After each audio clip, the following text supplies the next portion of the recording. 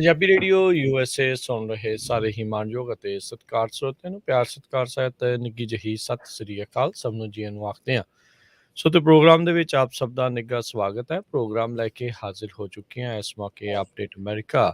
ਅੱਜ ਸ਼ਨੀਚਰਵਾਰ ਦਾ ਦਿਨ 2 ਜੁਲਾਈ ਤੇ ਸ਼ਨੀਚਰਵਾਰ ਨੂੰ ਤੁਹਾਡੇ ਲਈ ਪ੍ਰੋਗਰਾਮ ਅਪਡੇਟ ਅਮਰੀਕਾ ਦੇ ਵਿੱਚ US ਇਮੀਗ੍ਰੇਸ਼ਨ ਦਾ ਵਿਸ਼ੇਸ਼ ਪ੍ਰੋਗਰਾਮ ਲੈ ਕੇ ਹਾਜ਼ਰ ਹੁੰਦੇ ਆ, ਜਿਸ ਦੇ ਵਿੱਚ ਆਪਣੇ ਨਾਲ US ਇਮੀਗ੍ਰੇਸ਼ਨ ਦੇ ਅਟਰਨੀ ਜੇ ਟੇਕਿਆਣਾ ਜੀ ਜੁੜਦੇ ਨੇ।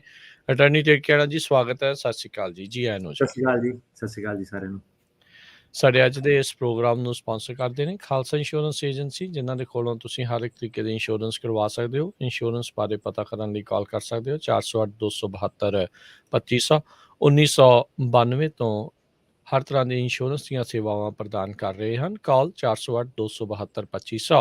ਟੇਕਿਆਣਾ ਇਮੀਗ੍ਰੇਸ਼ਨ ਲਾ ਫਰਮ, ਇਮੀਗ੍ਰੇਸ਼ਨ ਦਾ ਹੋਵੇ ਕਿਸੇ ਵੀ ਤਰੀਕੇ ਦਾ ਕੰਮ, ਕਾਲ ਅਟਰਨੀ ਜੇ ਟੇਕਿਆਣਾ 415 909 0503।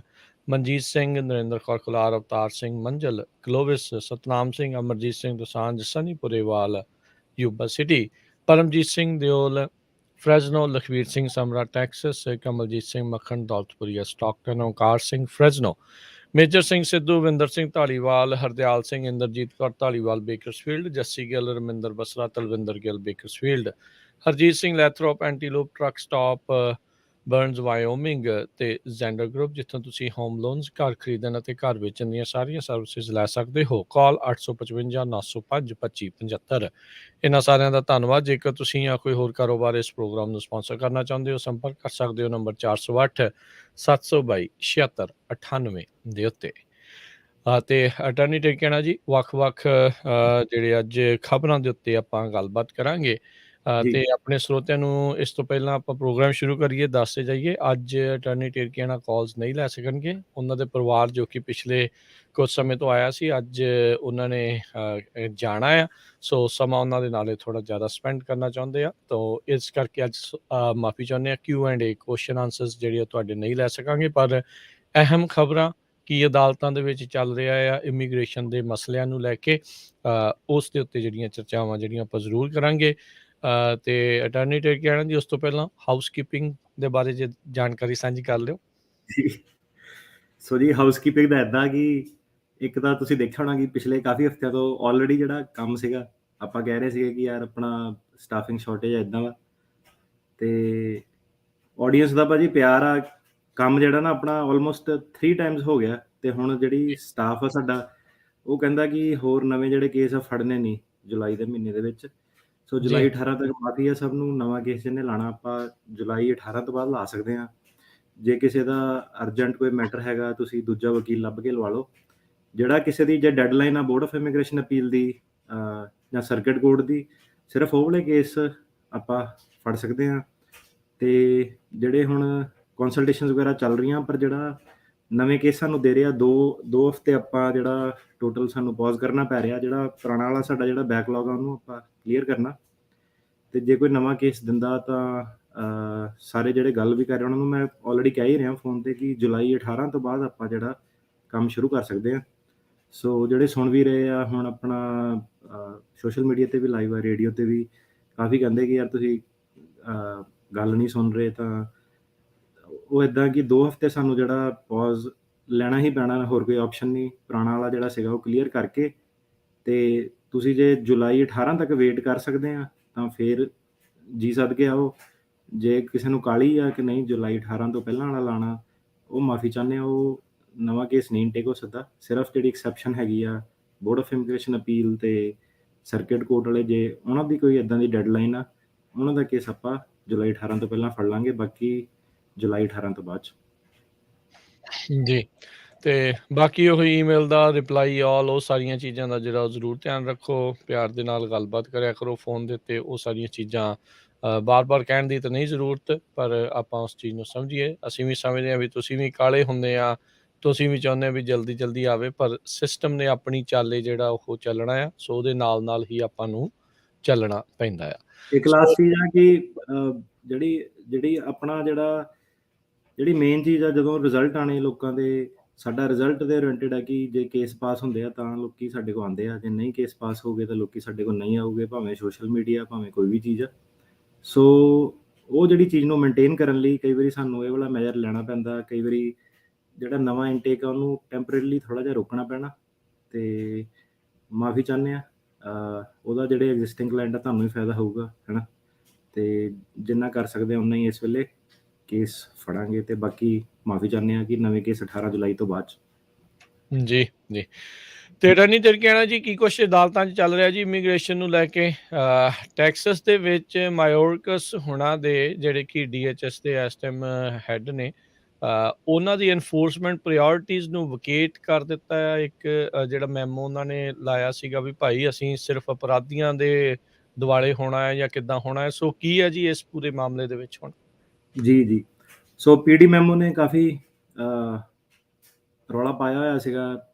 ਲੋਕਾਂ ਨੂੰ ਪਤਾ ਹੀ ਆ, ਜਿਹੜੇ ਕਈ ਜਣਿਆਂ ਦੇ ਕੇਸ ਜਿਹੜੇ ਸੀਗੇ ਡਿਸਮਿਸ ਹੋ ਗਏ ਸੀਗੇ। ਕਈ ਲੋਕਾਂ ਦੀ ਜਿਹੜੀ ਹੀਅਰਿੰਗ ਸੀਗੀ, ਇੰਡੀਵਿਜੂਅਲ ਜਿਹੜੀ ਹੀਅਰਿੰਗ ਸੀਗੀ LA, ਸਪੈਸ਼ਲੀ ਜਿਹੜਾ LA ਦਾ ਕੋਰਟ ਆ, ਸੈਂਟਾ ਐਨਾ ਦਾ ਕੋਰਟ ਆ, ਨਿਊਯਾਰਕ ਦੇ ਵਿੱਚ ਵੀ ਆਪਾਂ ਇਵਨ ਦੇਖਿਆ। ਅਤੇ ਬੰਦੇ ਕੋਲ ਬਿਨਾਂ ਪੁੱਛੇ ਜਿਹੜਾ ਸੀਗਾ ਕੇਸ ਡਿਸਮਿਸ ਕਰ ਦਿੱਤੇ ਗਏ ਸੀਗੇ। ਕਾਫੀ ਜ਼ਿਆਦਾ ਕੇਸ ਡਿਸਮਿਸ ਅਜੇ ਵੀ ਹੋ ਰਹੇ ਆ। ਉਹ ਜੂਨ ਦੇ ਵਿੱਚ ਇੱਕ ਫੈਡਰਲ ਜੱਜ ਨੇ ਟੈਕਸਸ ਦੇ ਸਦਰਨ ਡਿਸਟ੍ਰਿਕਟ ਦੇ ਵਿੱਚ ਉਹਨੇ ਕਿਹਾ ਕਿ ਇਹ ਜਿਹੜਾ ਰੂਲ ਆ ਇਹ ਇਲੀਗਲ ਆ, ਇਹ ਜਿਹੜਾ ਮੈਮੋ ਇਹਨੂੰ ਕੈਂਸਲ ਕਰੋ। PD ਮੈਮੋ ਲਾਗੂ ਨਹੀਂ ਹੈਗਾ। ਸੋ ਟੈਂਪਰੇਰੀਲੀ ਜਿਹੜੇ ਹੁਣ ਕੇਸ ਆਉਣ ਵਾਲੇ ਆ ਇਹਨਾਂ ਦੇ ਲਈ ਖੁਸ਼ਖਬਰੀ ਆ ਕਿ ਜਿਹੜਾ ਹੁਣ ਇਹਦਾ ਇੱਦਾਂ ਤੁਹਾਨੂੰ ਮੈਂ ਸਾਰਾ ਦੱਸਦਾ ਕਿ ਚੱਕਰ ਕੀ ਆ। ਥੋੜ੍ਹੀ ਜਿਹੀ ਕਨਫਿਊਜ਼ਨ ਹੋ ਗਈ ਸਾਰਿਆਂ ਨੂੰ। ਜੱਜ ਕੱਲ੍ਹ ਵੀ ਜਿੱਦਾਂ ਆਪਣੀ ਹੀਅਰਿੰਗ ਸੀਗੀ ਕੱਲ੍ਹ ਪਰਸੋਂ, ਜੱਜ ਨੂੰ ਮੈਂ ਪੁੱਛਿਆ, ਮੈਂ ਕਿਹਾ ਤੇਰਾ ਕੀ ਵਿਚਾਰ ਆ? ਆਪਣਾ ਜਿਹੜਾ ਟੈਕਸਸ ਵਾਲੇ ਜੱਜ ਨੇ ਕਿਹਾ ਕਿ ਹੋਲਡ ਕਰੋ, ਇਹ ਰੂਲ ਨੂੰ ਵਕੇਟ ਕਰੋ। ਅਤੇ ਹੋਇਆ ਕੀ ਸੀਗਾ ਕਿ ਟੈਕਸਸ ਵਾਲੇ ਨੇ ਕਿਹਾ ਕਿ ਇੱਦਾਂ ਤੁਸੀਂ ਕੇਸ ਡਿਸਮਿਸ ਨਹੀਂ ਕਰ ਸਕਦੇ, ਅਤੇ ਅੱਗੋਂ ਸਟੇਟ ਨੇ ਸਰਕਿਟ ਕੋਰਟ ਨੂੰ ਅਪੀਲ ਕੀਤਾ। ਸਰਕਿਟ ਕੋਰਟ ਨੇ ਜਿਹੜਾ ਸੀਗਾ ਉਹਨੇ ਕਿਹਾ ਕਿ ਇਹੋ ਜੱਜ ਸਹੀ ਕਹਿ ਰਿਹਾ, ਅਤੇ ਫਿਰ ਕਈ ਸਰਕਿਟ ਕੋਰਟ ਸੀਗੇ ਉਹਨਾਂ ਨੇ ਆਪੋਜ਼ਿਟ ਡਿਸੀਜਨ ਦਿੱਤਾ। ਸੋ ਹੁਣ ਕੀ ਆ ਕਿ ਕਈ ਸਰਕਿਟ ਕੁਛ ਕਹਿ ਰਹੇ ਆ, ਕਈ ਸਰਕਿਟ ਕੁਛ ਕਹਿ ਰਹੇ ਆ। ਜਿਹੜਾ ਟੈਂਪਰੇਰੀਲੀ ਜਿਹੜਾ ਰੂਲ ਹੈਗਾ, ਜਿਹੜੇ ਬਾਕੀ ਸਾਡੇ ਸੱਜਣ ਮਿੱਤਰ ਵਕੀਲ ਆ ਆਪਸ 'ਚ ਜਦੋਂ ਮਸ਼ਵਰਾ ਕਰੀਦਾ ਉਹ ਦੱਸ ਰਹੇ, ਹਰੇਕ ਬੰਦਾ ਆਪਣੀ ਆਪਣੀ ਸਲਾਹ ਦੇ ਰਿਹਾ ਕਿ ਸਾਡੇ ਵਾਲੇ ਕੋਰਟ 'ਚ ਇੱਦਾਂ ਹੋ ਰਿਹਾ, LA ਵਾਲੇ ਕੋਰਟ 'ਚ ਆਹ ਹੋ ਰਿਹਾ। ਅਤੇ ਉਹ ਜਿਹੜਾ ਹੁਣ ਪ੍ਰੋਸੀਜਰ ਆ ਕਿਤੇ ਵੀ ਕਿਸੇ ਨੂੰ ਪਤਾ ਨਹੀਂ ਇਸ ਵੇਲੇ ਕਿ ਕਿੱਦਾਂ। ਜੱਜ ਮੈਨੂੰ ਕਹਿੰਦਾ ਕਿ ਮੈਨੂੰ ਪਤਾ ਨਹੀਂ ਕਿੱਦਾਂ, ਮੈਂ ਖੁਦ ਜਿਹੜਾ ਕਨਫਿਊਜ਼ਡ ਹਾਂ। ਪਰ ਉਹਨੇ ਇੱਦਾਂ ਕਿ ਉਹਨੇ ਜਿਹੜਾ ਸਾਡਾ ਕੇਸ ਸੀਗਾ ਉਹਨੇ ਪਹਿਲਾਂ ਹੀ ਸਰਕਾਰੀ ਵਕੀਲ ਕੋ, ਤਾਂ ਵੀ ਆਹ ਜਿਹੜੇ ਮੈਮੋ ਦੇ ਜੂਨ 10 2022 'ਚ ਰੂਲ ਆਇਆ ਨਵਾਂ, 96 ਪੇਜ ਦਾ ਡਿਸੀਜਨ ਸੀਗਾ ਟੈਕਸਸ ਵੱਲੋਂ। ਅਤੇ ਜਿਹੜਾ ਇਹ ਡਿਸੀਜਨ ਸੀਗਾ ਜੱਜ ਦਾ, ਟੈਕਸਸ ਦਾ ਜੱਜ ਇਹ ਕਹਿੰਦਾ ਕਿ ਜਿਹੜਾ ਇਹ ਵਾਲਾ ਮੈਮੋ ਆ, PD ਮੈਮੋ ਜਿਹੜਾ ਹੈਗਾ, ਇਹ ਜਿਹੜੇ 2 ਸੈਕਸ਼ਨ ਹੈਗੇ ਆ ਇਮੀਗ੍ਰੇਸ਼ਨ ਦੇ, INA 236 ਅਤੇ INA 241। ਜਿਹੜਾ INA 236 ਸੈਕਸ਼ਨ ਹੈਗਾ ਉਹ ਹੈਗਾ ਇੱਕ ਕਿ ਜੇ ਕਿਸੇ ਵੀ ਇਮੀਗ੍ਰੈਂਟ ਨੇ ਕੋਈ ਕ੍ਰਾਈਮ ਕੀਤਾ ਜਾਂ ਉਹਦੀ ਕਨਵਿਕਸ਼ਨ ਹੋਈ ਆ, ਉਹਨੂੰ ਤੁਸੀਂ ਮੈਂਡੇਟਰੀਲੀ ਉਹਨੂੰ ਮਤਲਬ ਜ਼ਰੂਰੀ ਤੁਸੀਂ ਲਾਜ਼ਮੀ ਉਹਨੂੰ ਫੜ ਕੇ ਡਿਟੈਂਸ਼ਨ 'ਚ ਪਾਉਣਾ। ਅਤੇ ਜਿਹੜਾ 241 ਆ ਉਹ ਅਤੇ ਇਹਦੇ ਵਿੱਚ ਜਿਹੜਾ 236 ਸੈਕਸ਼ਨ ਉਹ ਇਹ ਕਹਿੰਦਾ ਕਿ ਜੇ ਕੋਈ ਵੀ ਕ੍ਰਾਈਮ ਹੋਇਆ ਜਾਂ ਕਿਸੇ ਵੀ ਟੈਰਰਿਸਟ ਐਕਟੀਵਿਟੀ ਦੇ ਵਿੱਚ ਜਾਂ ਤੁਹਾਡੇ ਉੱਤੇ ਟੈਰਰਿਸਟ ਬਾਰ ਹੈਗੀ, ਤੁਸੀਂ ਆਪਣੇ ਦੇਸ਼ ਦੇ ਵਿੱਚ ਕਿਸੇ ਐਸੀ ਸੰਸਥਾ ਦੀ ਹੈਲਪ ਕੀਤੀ ਆ ਜਿਹੜੀ ਕਿ ਲੋਕਾਂ 'ਤੇ ਜੁਰਮ ਕਰਦੀ ਆ। ਅਤੇ ਜਿਹੜਾ INA 241 ਸੈਕਸ਼ਨ ਹੈਗਾ ਉਹ ਇਹ ਕਹਿੰਦਾ ਕਿ ਜਿਹਦੇ ਉੱਤੇ ਆਲਰੇਡੀ ਡੀਪੋਰਟੇਸ਼ਨ ਲੱਗੀ ਹੋਈ ਹੈ, ਤੁਸੀਂ ਉਹਨੂੰ ਮੈਂਡੇਟਰੀਲੀ ਫੜ ਕੇ ਉਹਨੂੰ ਡਿਟੈਂਸ਼ਨ 'ਚ ਪਾਉਣਾ। ਸੋ ਇਹ 2 ਸੈਕਸ਼ਨ ਜਿਹੜੇ ਹੈਗੇ ਆ, ਟੈਕਸਸ ਦਾ ਜੱਜ ਕਹਿੰਦਾ ਕਿ ਜਿਹੜਾ PD ਮੈਮੋ ਆ ਇਹਨੂੰ ਹਿਸਾਬ ਕਿਤਾਬ 'ਚ ਨਹੀਂ ਲੈ ਰਿਹਾ, ਅਤੇ ਇਹਦੀ ਵਾਇਲੇਸ਼ਨ ਦੇ ਵਿੱਚ ਹੈਗਾ, ਅਤੇ ਤਾਂ ਕਰਕੇ ਜਿਹੜਾ ਇਹ ਮੈਮੋ ਆ ਇਹਨੂੰ ਕੈਂਸਲ ਹੋਣਾ ਚਾਹੀਦਾ। ਹੁਣ ਜਿਹੜਾ ਆਪਣਾ ਜੱਜ ਸੀਗਾ ਸੈਨ ਫਰਾਂਸਿਸਕੋ, ਜਿਹੜਾ ਕੇਸ ਸੀਗਾ ਸਾਡਾ ਥਰਸਡੇ ਨੂੰ, ਉਹ ਜੱਜ ਨੇ ਪਹਿਲਾਂ ਪੁੱਛਿਆ ਉਹਨੂੰ, ਸਰਕਾਰੀ ਵਕੀਲ ਨੂੰ, ਕਿ ਤੇਰਾ ਕੀ ਕਹਿਣਾ। ਲੱਕੀਲੀ ਕੀ ਸੀਗਾ ਕਿ ਕੇਸ 'ਚ ਕੁਛ ਮੁੱਦੇ ਸੀਗੇ, ਕੇਸ ਬੰਦੇ ਦਾ ਖਰਾਬ ਸੀਗਾ ਬਿਆਨ ਵੀ। ਤਾਂ ਜਿਹੜਾ ਸਰਕਾਰੀ ਵਕੀਲ ਸੀਗਾ ਉਹ ਕਹਿੰਦਾ ਕਿ ਮੈਂ ਡਿਸਮਿਸ ਨਹੀਂ ਕਰਨਾ, ਮੈਂ ਇਹ ਕੇਸ ਜਿਹੜਾ ਫਾਈਟ ਕਰਨਾ। ਠੀਕ ਹੈ। ਅਤੇ ਬੇਸਿਕਲੀ ਸਾਡੇ ਫੇਵਰ 'ਚ ਚੱਲ ਗਿਆ ਇੱਦਾਂ ਕਿ ਉਹਨੇ ਪਹਿਲਾਂ ਚੂਜ਼ ਕੀਤਾ ਕਿ ਉਹਨੂੰ ਲੱਗਿਆ ਕੇਸ ਵੀਕ ਆ, ਬੰਦੇ ਨੇ ਬਿਆਨ ਵੀ ਉਹਨੂੰ ਖਰਾਬ ਦਿੱਤੇ ਆ, ਮੈਂ ਇਹਨੂੰ ਫਾਈਟ ਕਰਨਾ ਚਾਹੁੰਦਾ। ਪਰ ਇੱਦਾਂ ਕਿ ਇਹਦੀ ਰੂਲਿੰਗ ਦੇ ਆਉਣ ਦੇ ਬਾਵਜੂਦ ਵੀ ਜਿਹੜੇ ਜੱਜ ਆ ਉਹ ਸਰਕਾਰੀ ਵਕੀਲਾਂ ਨੂੰ ਹੀ ਪੁੱਛ ਰਹੇ ਆ ਕਿ ਤੁਸੀਂ ਕੀ ਕਰਨਾ ਚਾਹੁੰਦੇ ਆ।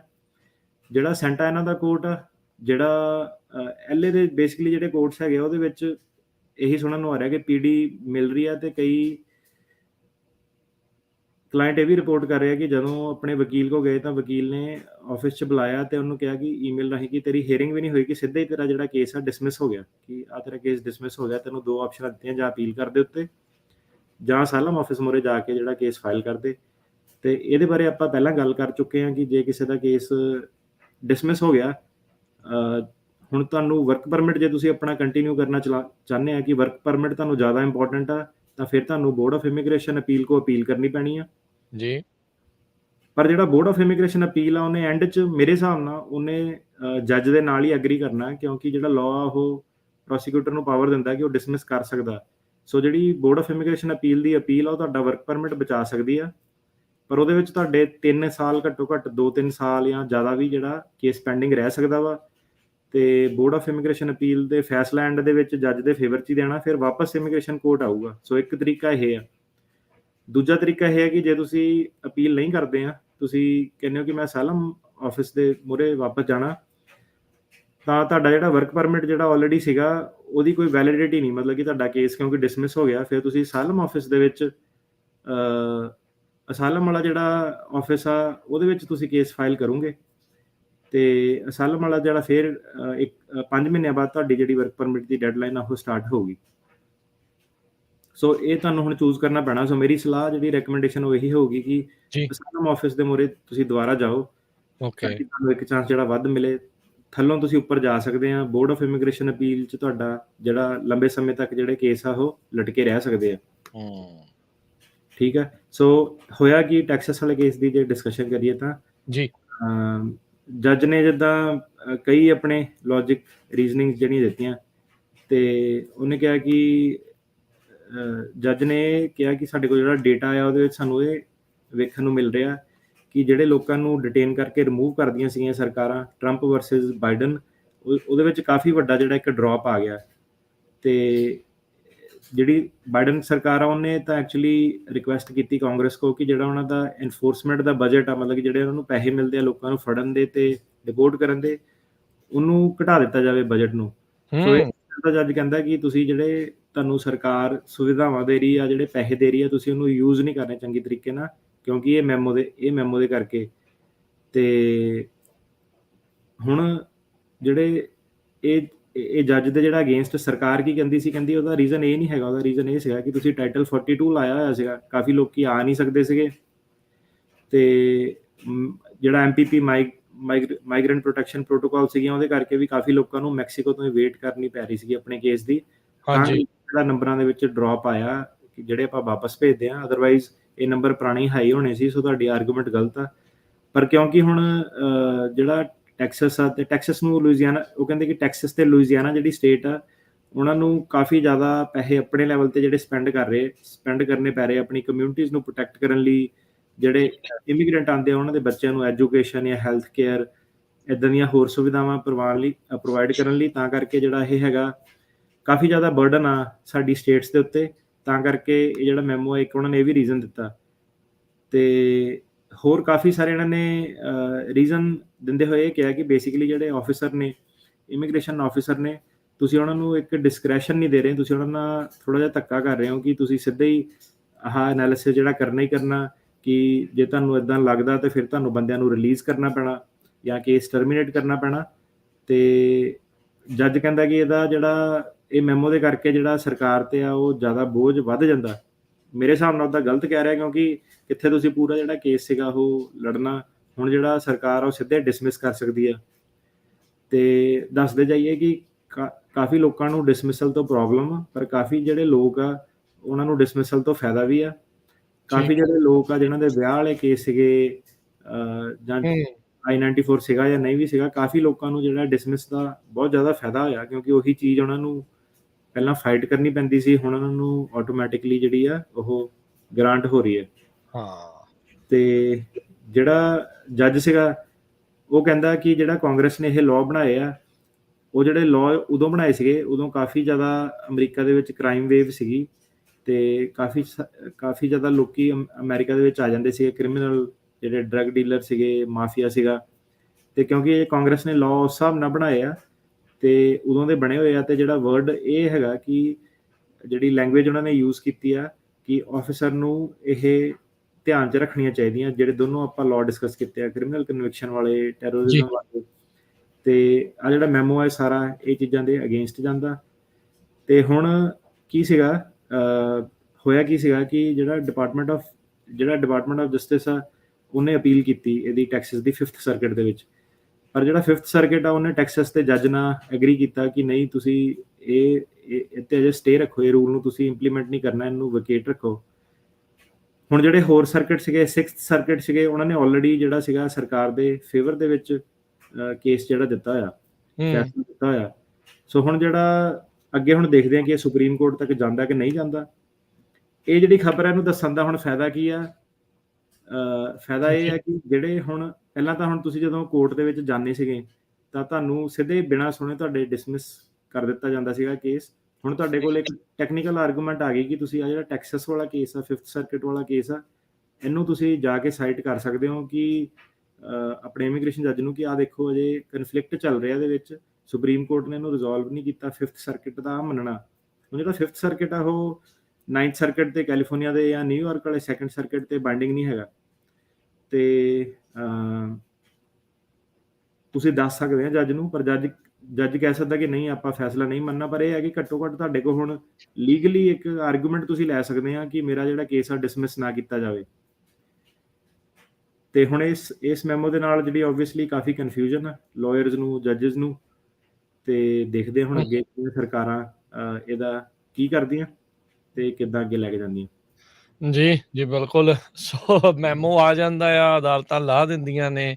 ਸੋ ਇਹ ਨਾ ਲੀਗਲ ਜਿਹੜੀ ਲੜਾਈ ਆ, ਆਪਣੇ ਸਰੋਤਿਆਂ ਨੂੰ ਇਹ ਬਾਰ-ਬਾਰ ਦੱਸਣ ਦਾ ਮਕਸਦ ਇਹੀ ਆ ਵੀ ਜਦੋਂ ਇਮੀਗ੍ਰੇਸ਼ਨ ਦੀ ਕੋਈ ਆਪਾਂ ਕਿਸੇ ਵੀ ਗੱਲ ਕਰਦੇ ਆ ਉਹ ਪੱਥਰ ਤੇ ਲਕੀਰ ਨਹੀਂ ਹੁੰਦੀ। ਕਿਤੋਂ ਸਰਕਾਰ ਨੇ ਕੋਈ ਪਾਲਿਸੀ ਲੈ ਆਂਦੀ, ਉਹੀ ਅਦਾਲਤ ਵਿੱਚ ਹੋ ਸਕਦਾ ਵੀ ਅਗਲੇ ਹਫ਼ਤੇ ਉਹਨਾਂ ਨੇ ਲਾਂਭੇ ਕਰ ਦੇਣੀ ਹੁੰਦੀ ਆ, ਪੁਰਾਣੀ ਆ ਜਾਂਦੀ ਆ, ਕੁਛ ਨਵਾਂ ਆ ਜਾਂਦਾ। ਸੋ ਇਸ ਲਈ ਤੁਸੀਂ ਇਸ ਪ੍ਰੋਗਰਾਮ ਦੇ ਨਾਲ ਜ਼ਰੂਰ ਜੁੜ ਕੇ ਰਿਹਾ ਕਰੋ ਤਾਂ ਜੋ ਤੁਹਾਨੂੰ ਲੇਟੈਸਟ ਅਪਡੇਟ ਜਿਹੜੀ ਉਹ ਰਵੇ। ਅਦਰਵਾਈਜ਼ ਆਪਾਂ ਦੇਖਿਆ ਵੀ ਪੁਰਾਣੀ ਇਨਫੋਰਮੇਸ਼ਨ ਦੇ ਆਧਾਰ ਦੇ ਉੱਤੇ ਲੋਕ ਜਦੋਂ ਚੱਲਦੇ ਆ ਤੇ ਉਹਨਾਂ ਦੇ ਕੇਸ, ਉਹਨਾਂ ਨੂੰ ਪ੍ਰੋਬਲਮਾਂ ਜਿਹੜੀਆਂ ਇਮੀਗ੍ਰੇਸ਼ਨ ਦੇ ਆ ਜਦੋਂ ਚਲਾਉਂਦੇ ਅੱਗੇ ਤਾਂ ਕਾਫੀ ਜ਼ਿਆਦੀਆਂ ਮੁਸ਼ਕਲਾਂ ਆ ਜਾਂਦੀਆਂ ਆ। ਲੋਕਾਂ ਨੂੰ ਸਾਡਾ ਅਪਡੇਟ ਕਰਨ ਦਾ ਮਕਸਦ ਇਹੀ ਹੁੰਦਾ ਆ ਵੀ ਤੁਸੀਂ ਅਪ ਟੂ ਡੇਟ ਰਹੋ। ਅਦਾਲਤਾਂ ਦੇ ਵਿੱਚ ਇਹ ਲੜਾਈਆਂ ਜਿਹੜੀਆਂ ਚੱਲਦੀਆਂ ਰਹਿਣੀਆਂ ਆ, ਰਹਿੰਦੀ ਦੁਨੀਆ ਤੱਕ ਇਹ ਅਦਾਲਤਾਂ ਦੇ ਵਿੱਚ ਲੜਾਈਆਂ ਜਿਹੜੀਆਂ ਚੱਲਦੀਆਂ ਰਹਿਣੀਆਂ ਆ ਜਦੋਂ ਤੱਕ ਵੀ ਹੋਵੇ। ਸੁਪਰੀਮ ਕੋਰਟ ਦੀ ਤੁਸੀਂ ਅਟਾਰਨੀ ਡੇਕੈਨਾ ਜੀ ਗੱਲ ਕੀਤੀ ਆ। ਸੁਪਰੀਮ ਕੋਰਟ ਨੇ ਹੁਣ ਬਾਈਡਨ ਪ੍ਰਸ਼ਾਸਨ ਨੂੰ ਇੱਕ ਛੋਟੀ ਜਿਹੀ ਜਿਹੜੀ ਜਿੱਤ ਵੀ ਦਿੱਤੀ ਆ, ਰਿਮੇਨ ਇਨ ਮੈਕਸੀਕੋ ਪਾਲਿਸੀ ਦੇ ਉੱਤੇ ਵੀ ਇਹ ਫੈਸਲਾ ਸੁਣਾਇਆ। ਜੀ ਬਿਲਕੁਲ, ਆਪਾਂ ਪਹਿਲਾਂ ਦੇਖਿਆ ਰੋ ਵੀ ਵੇਡ ਕਾਫੀ ਜਿਹੜੇ ਕਿਉਂਕਿ ਕੰਜ਼ਰਵੇਟਿਵ ਸੁਪਰੀਮ ਕੋਰਟ ਆ, ਸੋ ਇਦਾਂ ਲੱਗਦਾ ਸੀਗਾ ਕਿ ਇਹਨਾਂ ਨੇ ਤਾਂ ਸਾਰਾ ਇਮੀਗ੍ਰੈਂਟਸ ਦੇ ਖਿਲਾਫ ਹੀ ਜਿਹੜੇ ਫੈਸਲੇ ਦੇਣੇ ਆ। ਤੇ ਸਰਪ੍ਰਾਈਜ਼ਿੰਗਲੀ ਇਹ ਜਿਹੜਾ ਫੈਸਲਾ ਇਮੀਗ੍ਰੈਂਟਸ ਦੇ ਫੇਵਰ ਚ ਆਇਆ। ਸੋ ਥਰਸਡੇ ਨੂੰ ਇਹ ਫੈਸਲਾ ਆਇਆ ਜਿਹੜੀ remain in Mexico policy MPP ਵੀ ਜਿਹਨੂੰ ਕਹਿੰਦੇ ਆ, ਮਾਈਗ੍ਰੈਂਟ ਪ੍ਰੋਟੈਕਸ਼ਨ ਪ੍ਰੋਟੋਕਾਲ ਦੇ ਨਾਂ ਨਾਲ ਵੀ ਜਾਣਿਆ ਜਾਂਦਾ ਜੀ। ਸੋ ਇਹ ਜਿਹੜੀ ਪਾਲਿਸੀ ਨਹੀਂ, ਜਿਹਨਾਂ ਨੂੰ ਪਤਾ, ਜਿਹੜੇ ਨਵੇਂ ਆਏ ਉਹਨਾਂ ਨੂੰ ਨਹੀਂ ਇਹ ਪਤਾ, ਪਰ ਜਿਹੜੇ ਤੁਸੀਂ ਦੇਖੋ 2 ਸਾਲ ਪਹਿਲਾਂ ਜਿਹੜੇ ਆਉਣ ਦੀ ਕੋਸ਼ਿਸ਼ ਕਰਦੇ ਸੀਗੇ ਉਹ ਕੀ ਕਹਿੰਦੇ ਸੀਗੇ ਕਿ ਉੱਥੇ ਮੈਕਸੀਕੋ ਦੇ ਵਿੱਚ ਹੀ ਰੁਕੋ ਜਦ ਤੱਕ ਤੁਹਾਡੀ ਤਰੀਕ ਨਹੀਂ ਪੈਂਦੀ। ਜੀ। ਤੇ ਕਈਆਂ ਨੂੰ ਤਾਂ ਇਹ ਵੀ ਉਹ ਕਹਿੰਦੇ ਸੀਗੇ ਕਿ ਤੁਸੀਂ ਥੱਲੋਂ ਅਸਾਈਲਮ ਫਾਈਲ ਕਰਕੇ ਆਉਣਾ, ਜਦੋਂ ਸਾਊਥ ਅਮਰੀਕਾ ਵੱਲੋਂ ਤੁਸੀਂ ਆਓਗੇ ਉੱਪਰ ਨੂੰ ਅਮਰੀਕਾ ਨੂੰ, ਤਾਂ ਪਹਿਲਾਂ ਤੁਸੀਂ ਜੇ ਕਿਸੇ ਵੀ ਕੰਟਰੀ ਚੋਂ ਲੰਘਦੇ ਹੋ ਤੁਸੀਂ ਉੱਥੇ ਦੇਖਣਾ ਕਿ ਤੁਹਾਨੂੰ ਅਸਾਈਲਮ ਮਿਲਦਾ ਕਿ ਨਹੀਂ ਮਿਲਦਾ। ਜੇ ਉਹਨਾਂ ਨੇ ਡਿਨਾਈ ਕੀਤਾ ਫੇਰ ਹੀ ਆਪਾਂ ਕਰਨਾ। ਸੋ ਇਦਾਂ ਦੇ ਲਾਅ ਉਹਨਾਂ ਨੇ ਜਿਹੜੇ ਲਾਗੂ ਕੀਤੇ ਸੀਗੇ। ਤੇ 5:4 ਦੀ ਰੂਲਿੰਗ ਨਾਲ, ਮਤਲਬ 5 ਜੱਜ ਫੇਵਰ ਦੇ ਵਿੱਚ ਸੀਗੇ ਤੇ 4 ਜੱਜ ਅਗੇਂਸਟ ਸੀਗੇ। 5:4 ਦੀ ਰੂਲਿੰਗ ਨਾਲ ਉਹਨਾਂ ਨੇ ਇਹ ਕਿਹਾ, ਹੁਣ ਬਾਈਡਨ ਆਇਆ, ਬਾਈਡਨ ਨੇ ਆ ਕੇ ਪਾਲਿਸੀ ਬੰਦ ਕਰਤੀ ਸੀਗੀ। ਉਹਨਾਂ ਨੇ ਪ੍ਰੋਮਿਸ ਕੀਤਾ ਸੀਗਾ ਆਪਣੇ ਓਪਨਿੰਗ ਡੇ ਤੇ ਕਿ ਇਮੀਗ੍ਰੇਸ਼ਨ ਜਿਹੜੀ ਹੈ ਦੁਬਾਰਾ ਖੋਲ ਦੇਣੀ ਆ। ਤੇ ਇਹ ਰੂਲਿੰਗ ਇਹ ਕਹਿੰਦੀ ਹੈ ਕਿ ਜਿਹੜੀ ਬਾਈਡਨ ਨੇ ਜਿਹੜੇ ਵੀ ਸਟੈਪ ਲਏ ਸੀਗੇ ਰਿਮੇਨ ਇਨ ਮੈਕਸੀਕੋ ਪਾਲਿਸੀ ਨੂੰ ਖਤਮ ਕਰਨ ਲਈ, ਉਹ ਪੂਰੇ ਪ੍ਰੋਪਰ ਜਿਹੜੇ ਸਟੈਪ ਆ ਉਹ ਲਏ ਸੀਗੇ, ਕੋਈ ਉਹਦੇ ਵਿੱਚ ਖਰਾਬੀ ਨਹੀਂ ਕੀਤੀ। ਜਿਹੜੇ ਚੀਫ ਜਸਟਿਸ ਨੇ ਜੌਨ ਰਾਬਰਟ, ਉਹਨਾਂ ਨੇ ਇਹ ਕਿਹਾ ਕਿ ਜਿਹੜਾ ਲੋਅਰ ਕੋਰਟ ਸੀਗਾ, ਡਿਸਟ੍ਰਿਕਟ ਕੋਰਟ ਜਿਹੜਾ ਸੀਗਾ, ਉਹਨੇ ਆਪਣੀ ਜਿਹੜੀ ਪਾਵਰਾਂ ਉਹਨਾਂ ਨੂੰ ਦਿੱਤੀਆਂ ਗਈਆਂ ਉਹ ਤੋਂ ਵੱਧ ਆਪਰੇਟ ਕੀਤਾ ਤੇ ਉਹਨਾਂ ਨੂੰ ਕੋਈ ਇਸ ਪਾਲਿਸੀ ਤੇ ਜਿਹੜੇ ਲੋਅਰ ਕੋਰਟ ਸੀਗੇ ਜਿਹੜਾ ਉਹਨਾਂ ਦਾ ਡਿਸੀਜਨ ਆ ਉਹ ਗਲਤ ਆ, ਉਹ ਬਾਈਂਡਿੰਗ ਨਹੀਂ ਹੈਗਾ। So court of appeal, so district court ਤੋਂ ਕੋਰਟ ਆਫ ਅਪੀਲ ਨੇ ਵੀ ਜਿਹੜਾ ਸੀਗਾ ਇਹ ਲਾਅ ਟਰੰਪ ਉਹਨਾਂ ਦੇ ਫੇਵਰ 'ਚ ਕੀਤਾ ਸੀਗਾ, ਪਰ ਸੁਪਰੀਮ ਕੋਰਟ ਨੇ ਕਿਹਾ ਕਿ ਜਿਹੜਾ ਕੋਰਟ ਆਫ ਅਪੀਲ ਆ ਉਹਨੇ ਵੀ ਜਿਹੜਾ ਗਲਤ ਫੈਸਲਾ ਲਿੱਤਾ। ਉਹ ਕਹਿੰਦੇ ਕਿ ਜਦੋਂ ਤੁਸੀਂ MPP ਜਾਂ ਰਿਮੇਨ ਇਨ ਮੈਕਸੀਕੋ ਪਾਲਿਸੀ ਲਾਗੂ ਕਰਦੇ ਹੋ ਤੇ ਜਿਹੜੀ ਐਗਜ਼ੈਕਟਿਵ ਬ੍ਰਾਂਚ ਆ ਅਮਰੀਕਾ ਦੀ, ਜਿਹੜੇ ਆਈਸ ਵਾਲੇ ਨੇ, ਜਿਹੜੇ CBP ਵਾਲੇ ਨੇ, ਬਾਰਡਰ ਵਾਲੇ ਨੇ, ਤੁਸੀਂ ਉਹਨਾਂ ਨੂੰ ਇੱਕ ਤਰੀਕੇ ਨਾਲ ਫੋਰਸ ਕਰ ਰਹੇ ਹੋ ਕਿ ਤੁਸੀਂ ਮੈਕਸੀਕੋ ਦੇ ਨਾਲ ਬਾਰਗੇਨਿੰਗ ਟੇਬਲ ਤੇ ਆ ਕੇ ਬੈਠੋ ਤੇ ਇਸ ਬਾਰੇ ਸਲਾਹ ਮਸ਼ਵਰਾ ਕਰੋ। ਜਦਕਿ ਅਮਰੀਕਾ ਦੀ ਸਰਕਾਰ ਵੀ ਕਹਿੰਦੀ ਕਿ ਇਹ ਪਾਲਿਸੀ ਮਾੜੀ ਆ ਤੇ ਮੈਕਸੀਕੋ ਦੀ ਸਰਕਾਰ ਵੀ ਕਹਿ ਰਹੀ ਹੈ ਕਿ ਨਹੀਂ, ਆਪਾਂ ਇਹ ਪਾਲਿਸੀ ਨੂੰ ਇੰਪਲੀਮੈਂਟ ਕਰਨ 'ਚ ਤੁਹਾਡੀ ਹੈਲਪ ਨਹੀਂ ਕਰ ਸਕਦੇ। ਤਾਂ ਟਰੰਪ ਦੇ ਜਿੱਦਾਂ ਆਪਾਂ ਬਿਆਨ ਦੇਖਦੇ ਸੀ ਕਿ ਮੈਂ ਕੰਧ ਬਣਾ ਦੇਣੀ ਆ, ਬਿੱਲ ਮੈਕਸੀਕੋ ਨੂੰ ਭੇਜ ਦੇਣਾ, ਜਾਂ ਜੇ ਮੈਕਸੀਕੋ ਨੇ ਇਹ ਵਾਲਾ ਸਾਡਾ ਮੰਗ ਨਾ ਮੰਗੀ ਤਾਂ ਆਪਾਂ ਉਹਨਾਂ ਦੇ ਟੈਕਸ ਵਧਾ ਦੇਣੇ ਆ, ਇੱਦਾਂ ਕਰ ਦੇਣਾ, ਉੱਦਾਂ ਕਰ ਦੇਣਾ। ਸੋ ਸੁਪਰੀਮ ਕੋਰਟ ਕਹਿੰਦਾ ਕਿ ਤੁਸੀਂ ਦੋਨਾਂ ਬ੍ਰਾਂਚਾਂ ਨੂੰ ਉਹਨੇ ਕੋਰਟ ਆਫ ਅਪੀਲ ਨੂੰ ਵਾਰਨਿੰਗ ਦਿੰਦੇ ਕਿਹਾ ਕਿ ਤੁਸੀਂ ਇਹ ਜਿਹੜਾ ਚੀਜ਼ ਆ ਗਲਤ ਕਰ ਰਹੇ ਹੋ, ਤੁਸੀਂ ਦੋਨੋਂ ਕੰਟਰੀਆਂ ਦੇ ਜਿਹੜੇ ਮੁਲਾਜ਼ਮ ਆ ਉਹਨਾਂ ਨੂੰ ਤੁਸੀਂ ਫੋਰਸ ਕਰ ਰਹੇ ਹੋ, ਤੁਸੀਂ ਆ ਕੇ ਕੰਪਰੋਮਾਈਜ਼ ਕਰੋ, ਜਦਕਿ ਦੋਨਾਂ ਨੇ ਸਾਫ਼-ਸਾਫ਼ ਕਹਿ ਦਿੱਤਾ ਕਿ ਆਪਾਂ ਜਿਹੜੀ ਆ ਪਾਲਿਸੀ ਆ ਇਹਨੂੰ ਇਨਫੋਰਸ ਨਹੀਂ ਕਰਨਾ। ਇਹ ਜਿਹੜਾ ਸੀਗੇ ਚੀਫ ਜਸਟਿਸ ਸੀਗੇ ਜੌਨ ਰਾਬਰਟਸ, ਇਹਨਾਂ ਨੂੰ ਕੈਵਨਾ, ਕੇਗਨ, ਸੋਟੋਮੇਅਰ ਤੇ ਬਰਾਇਰ ਇਹਨਾਂ ਨੇ ਜੁਆਇਨ ਕੀਤਾ। ਹੁਣ ਗੱਲ ਕਰੀਏ ਜੀ ਜਸਟਿਸ ਸੈਮੂਅਲ ਅਲੀਟੋ ਦੀ। ਪਹਿਲਾਂ ਵੀ ਆਪਾਂ ਦੇਖਿਆ ਕਿ ਜਿਹੜੇ ਅਲੀਟੋ ਸੀਗੇ ਉਹੀ ਮੇਨ ਕਰਤਾ ਧਰਤਾ ਜਿਹੜੇ ਸੀਗੇ ਰੋ ਵਰਸਸ ਵੇਡ ਨੂੰ ਓਵਰਟਰਨ ਕਰਨ ਚ ਉਹ ਸੀਗੇ, ਕਿਉਂਕਿ ਉਹਨਾਂ ਦੀ ਜਿਹੜੀ ਹਿਸਟਰੀ ਆ ਕੇਸ ਦੀ ਉਹ 10-15 ਸਾਲ ਪਹਿਲਾਂ ਸਰਕਿਟ ਕੋਰਟ ਵੱਲ ਜਾਂਦੀ ਸੀਗੀ। ਸੋ ਜਸਟਿਸ ਅਲੀਟੋ ਨੇ ਕਾਫੀ ਕ੍ਰਿਟਿਸਿਜ਼ਮ ਕੀਤਾ। ਜਿਹੜੇ ਜਸਟਿਸ ਅਲੀਟੋ ਆ ਬਹੁਤ ਜ਼ਿਆਦਾ ਕਹਿਣਾ ਨਹੀਂ ਚਾਹੀਦਾ, ਪਰ ਜੋ ਪੜ੍ਹ ਕੇ ਸਾਹਮਣੇ ਆ ਰਿਹਾ ਉਹ ਹੈਗਾ ਕਿ ਇਮੀਗ੍ਰੈਂਟਸ ਦੇ ਜਿਹੜੇ ਫੇਵਰ ਚ ਬਿਲਕੁਲ ਨਹੀਂ ਹੈਗੇ। ਸੋ ਜਸਟਿਸ ਅਲੀਟੋ ਨੇ ਕਿਹਾ ਕਿ ਕਾਫੀ ਹੈਵੀ ਮਾਤਰਾ ਦੇ ਵਿੱਚ ਜਿਹੜੇ ਇਲੀਗਲੀ ਲੋਕੀ ਬਾਰਡਰ ਤੋਂ ਅਟੈਂਪਟ ਕਰਦੇ ਆ, ਤੇ ਜਿਹੜੀ ਡਿਪਾਰਟਮੈਂਟ ਆਫ ਹੋਮਲੈਂਡ ਸਿਕਿਉਰਿਟੀ ਉਹਨਾਂ ਦੀ ਕੋਈ ਕੈਪੈਸਿਟੀ ਨਹੀਂ ਹੈਗੀ ਕਿ ਇਹ ਲੋਕਾਂ ਨੂੰ ਉਹ ਡਿਟੇਨ ਕਰਕੇ ਰੱਖੇ। ਜੇਲ੍ਹਾਂ ਸਾਡੀਆਂ ਸਾਰੀਆਂ ਜਿਹੜੀਆਂ ਭਰੀਆਂ ਹੋਈਆਂ, ਤੇ ਇਹ ਟਾਸਕ ਇੰਪੋਸੀਬਲ ਆ। ਤੇ ਕਾਂਗਰਸ ਨੇ ਇੱਕ ਅਥਾਰਟੀ ਦਿੱਤੀ ਆ ਕਿ ਇਹਨਾਂ ਨੂੰ ਮੈਕਸੀਕੋ ਭੇਜਿਆ ਜਾ ਸਕਦਾ, ਤੇ ਸਾਨੂੰ ਲੱਗਦਾ ਕਿ ਇਹ ਜਿਹੜੀ ਮੈਕਸੀਕੋ ਭੇਜਣ ਲਈ ਪਾਲਿਸੀ ਹੈ ਇਹਨੂੰ ਆਪਾਂ ਇਹਦੀ ਵਰਤੋਂ ਸਾਨੂੰ ਕਰਨੀ ਚਾਹੀਦੀ ਆ। ਤੇ ਇਹ ਜਿਹੜਾ ਫੈਸਲਾ ਬਿਲਕੁਲ ਗਲਤ ਫੈਸਲਾ ਦਿੱਤਾ, ਤੇ ਮੈਂ ਸਟਰੋਂਗਲੀ ਜਿਹੜੇ ਆਪਣੇ ਕੋਲੀਗ ਉਹਨਾਂ ਨਾਲ ਡਿਫਰ ਕਰਦਾ, ਤੇ ਇਹਨੂੰ ਕਲੈਰੈਂਸ ਥਾਮਸ ਨੇ ਤੇ ਨੀਲ ਗੋਰਸਚ ਨੇ ਇਹਦੇ ਓਪੀਨੀਅਨ ਦੇ ਨਾਲ ਐਗਰੀ ਕੀਤਾ। ਹੁਣ ਜਿਹੜਾ ਜਸਟਿਸ ਕੈਵਨਾ ਸੀਗਾ, ਇਹ ਜਿਨ੍ਹਾਂ ਨੇ ਫੇਵਰ ਚ ਦਿੱਤਾ ਰੋਬਰਟਸ ਦੇ ਨਾਲ ਜੁਆਇਨ ਕਰਕੇ, ਉਹਨਾਂ ਨੇ ਕਿਹਾ ਕਿ ਆਪਾਂ ਇਹ ਦੇਖਣਾ ਕਿ ਕਿੰਨੇ ਲੋਕੀ ਰਿਮੇਨ ਇਨ ਮੈਕਸੀਕੋ ਪਾਲਿਸੀ ਕਰਕੇ ਵਾਪਸ ਭੇਜੇ ਗਏ ਆ। ਤਾਂ ਉਹ ਜਿਹੜਾ ਨੰਬਰ ਆ ਉਹ ਕਹਿੰਦੇ ਇੰਨਾ ਜ਼ਿਆਦਾ ਸੀਗਾ ਨਹੀਂ, ਉਹ ਨੰਬਰ ਇੱਕ ਕਾਫੀ ਛੋਟਾ ਨੰਬਰ ਸੀਗਾ। ਸੋ ਇਹ ਫਰਕ ਨਹੀਂ ਪੈਂਦਾ ਇੰਨਾ ਜ਼ਿਆਦਾ, ਇਹ ਪਾਲਿਸੀ ਕੋਈ ਇੰਨਾ ਖਾਸ ਡਿਫਰੈਂਸ ਜਿਹੜਾ ਕ੍ਰੀਏਟ ਨਹੀਂ ਕਰ ਰਹੀ ਸੀਗੀ। ਤੇ ਉਹਨਾਂ ਨੇ ਇਹ ਕਿਹਾ ਕਿ ਸਰਕਾਰ ਦੇ ਕੋਲ ਦੋ ਟੂਲ ਹੁੰਦੇ ਆ, ਇੱਕ ਹੁੰਦਾ ਪੇਰੋਲ ਦੀ ਆਪਸ਼ਨ, ਇੱਕ ਹੁੰਦਾ ਰਿਟਰਨ ਟੂ ਮੈਕਸੀਕੋ ਜਿਹੜਾ ਕਿ ਵਾਪਸ ਭੇਜ ਦਿਓ। ਤੇ ਇਹ ਕਾਫੀ ਸਾਲਾਂ ਕੋ ਸਰਕਾਰਾਂ ਕੋ ਦੋਨੋਂ ਹੀ ਆਪਸ਼ਨ ਆ ਕਿ ਪੇਰੋਲ ਮਤਲਬ ਕਿ ਬਿਨਾਂ ਬਿਆਨ ਲਏ ਵੀ, ਜਿੱਦਾਂ ਹੁਣ ਲੋਕੀ ਪੁੱਛਦੇ ਕਿ ਭਾਜੀ ਮੇਰੇ ਬਿਆਨ ਨਹੀਂ ਹੋਏ, ਮੈਨੂੰ ਸਿੱਧੇ ਉਹਨਾਂ ਨੇ ਅੰਦਰ ਆਉਣ ਦੇ ਦਿੱਤਾ। ਉਹਦਾ ਹੁਣ ਰੀਜ਼ਨ ਇਹ ਹੈ ਕਿ ਸਰਕਾਰ ਕੋਲ ਦੋ ਚੋਇਸਿਸ ਹੈਗੀਆਂ। ਇੱਕ ਹੈਗਾ ਕਿ ਤੁਹਾਨੂੰ ਵਾਪਸ ਮੈਕਸੀਕੋ ਭੇਜ ਦਿੱਤਾ ਜਾਵੇ। ਟਰੰਪ ਸਰਕਾਰ ਨੇ ਤੁਹਾਡੇ ਨਾਲ ਉਦਾਂ ਕਰਨਾ ਸੀਗਾ, ਜਿਹੜੇ ਉਦੋਂ ਮੁੰਡੇ ਆਉਂਦੇ ਸੀਗੇ, ਤੁਸੀਂ ਉਹਨਾਂ ਤੋਂ ਜੇ ਪੁੱਛੋ ਤਾਂ ਕਾਫੀ ਜਿਹੜੇ ਟੋਲੇ ਸੀਗੇ ਸਿੱਧੇ ਵਾਪਸ ਜਿਹੜੇ ਡਾਇਰੈਕਟ ਭੇਜ ਦਿੱਤੇ ਬਹੁਤ ਗਈਆਂ ਪਿੱਛੇ। ਜੀ ਜੀ ਹਾਂਜੀ।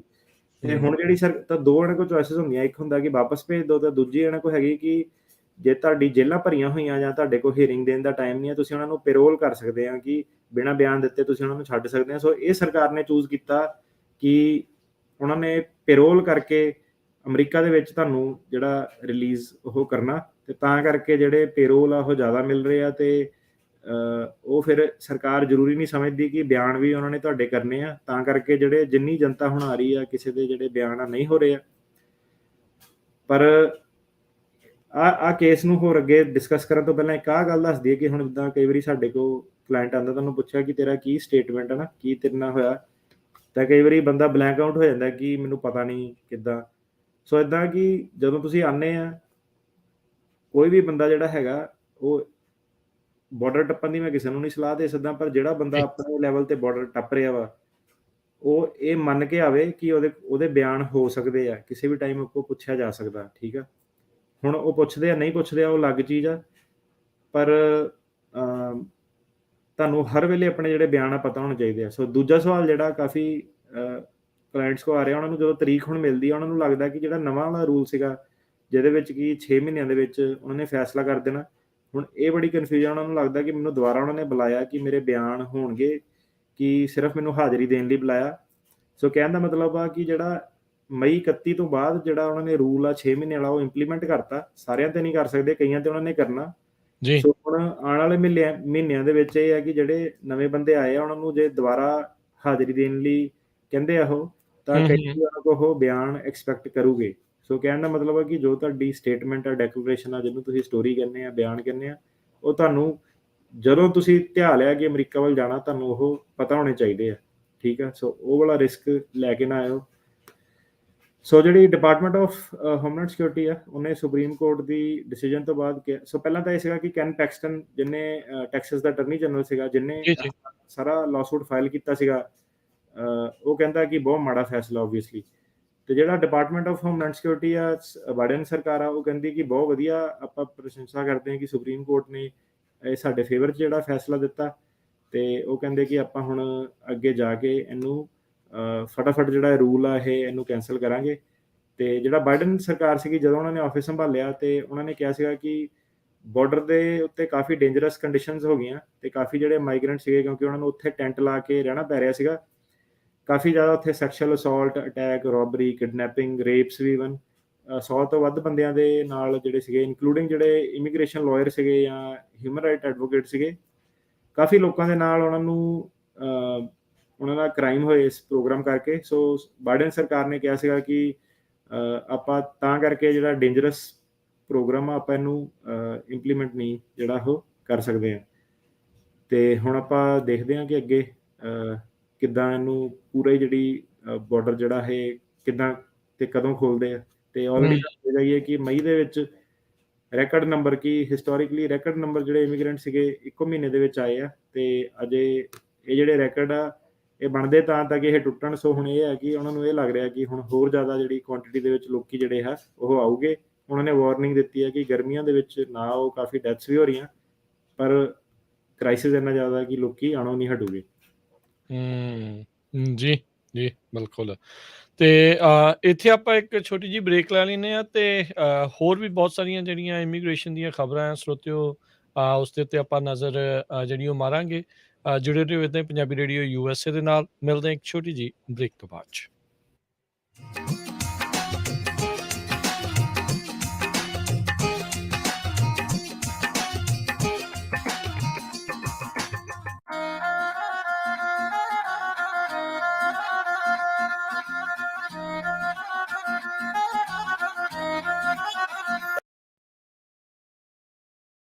ਤੁਸੀਂ ਸੁਣ ਰਹੇ ਹੋ Punjabi radio USA, KWRU Fresno 1300 AM, KLHC Bakersfield 1350 AM, KOBO Yuba City 1450 AM, KIIT Sacramento 1470 AM, KCVR Lodi Stockton 1570 AM।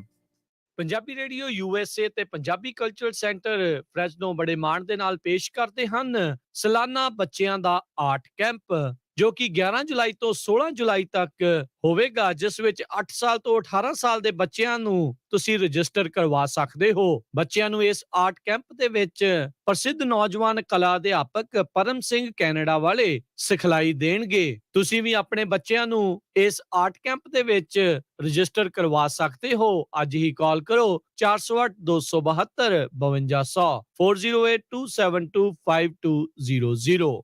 ਇਹ ਆਰਟ ਕੈਂਪ ਫ੍ਰੈਸਨੋ ਵਿੱਚ ਪੰਜਾਬੀ ਰੇਡੀਓ USA ਦੇ ਫ੍ਰੈਸਨੋ ਸਟੂਡੀਓ 2125 ਨਾਰਥ ਬਾਰਟਨ ਐਵੀਨਿਊ ਵਿਖੇ ਲਗਾਇਆ ਜਾਵੇਗਾ। 11 ਤੋਂ 17 ਜੁਲਾਈ ਤੱਕ ਪਰਮ ਸਿੰਘ ਹੁਣਾਂ ਦੀਆਂ ਪੇਂਟਿੰਗਸ ਦੀ ਕਲਾ ਪ੍ਰਦਰਸ਼ਨੀ ਵੀ ਨਾਲ ਹੋਵੇਗੀ।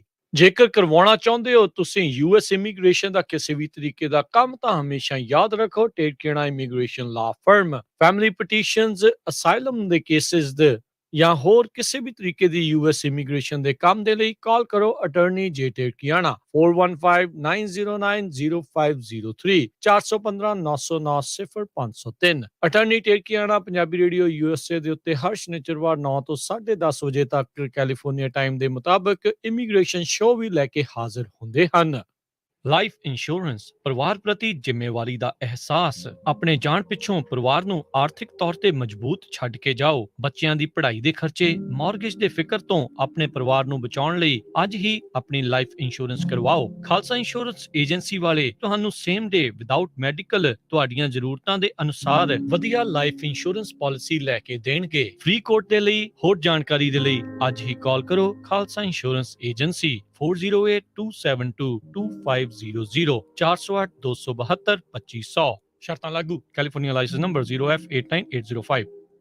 ਪੰਜਾਬੀ ਰੇਡੀਓ USA ਤੇ ਪੰਜਾਬੀ ਕਲਚਰਲ ਸੈਂਟਰ ਫ੍ਰੈਸਨੋ ਬੜੇ ਮਾਣ ਦੇ ਨਾਲ ਪੇਸ਼ ਕਰਦੇ ਹਨ ਸਾਲਾਨਾ ਬੱਚਿਆਂ ਦਾ ਆਰਟ ਕੈਂਪ, ਜੋ ਕਿ 11 ਜੁਲਾਈ ਤੋਂ 16 ਜੁਲਾਈ ਤੱਕ ਹੋਵੇਗਾ, ਜਿਸ ਵਿੱਚ 8 ਸਾਲ ਤੋਂ 18 ਸਾਲ ਦੇ ਬੱਚਿਆਂ ਨੂੰ ਤੁਸੀਂ ਰਜਿਸਟਰ ਕਰਵਾ ਸਕਦੇ ਹੋ। ਬੱਚਿਆਂ ਨੂੰ ਇਸ ਆਰਟ ਕੈਂਪ ਦੇ ਵਿੱਚ ਪ੍ਰਸਿੱਧ ਨੌਜਵਾਨ ਕਲਾ ਅਧਿਆਪਕ ਪਰਮ ਸਿੰਘ ਕੈਨੇਡਾ ਵਾਲੇ ਸਿਖਲਾਈ ਦੇਣਗੇ। ਤੁਸੀਂ ਵੀ ਆਪਣੇ ਬੱਚਿਆਂ ਨੂੰ ਇਸ ਆਰਟ ਕੈਂਪ ਦੇ ਵਿੱਚ ਰਜਿਸਟਰ ਕਰਵਾ ਸਕਦੇ ਹੋ। ਅੱਜ ਹੀ ਕਾਲ ਕਰੋ 408 272 5200 4082725200।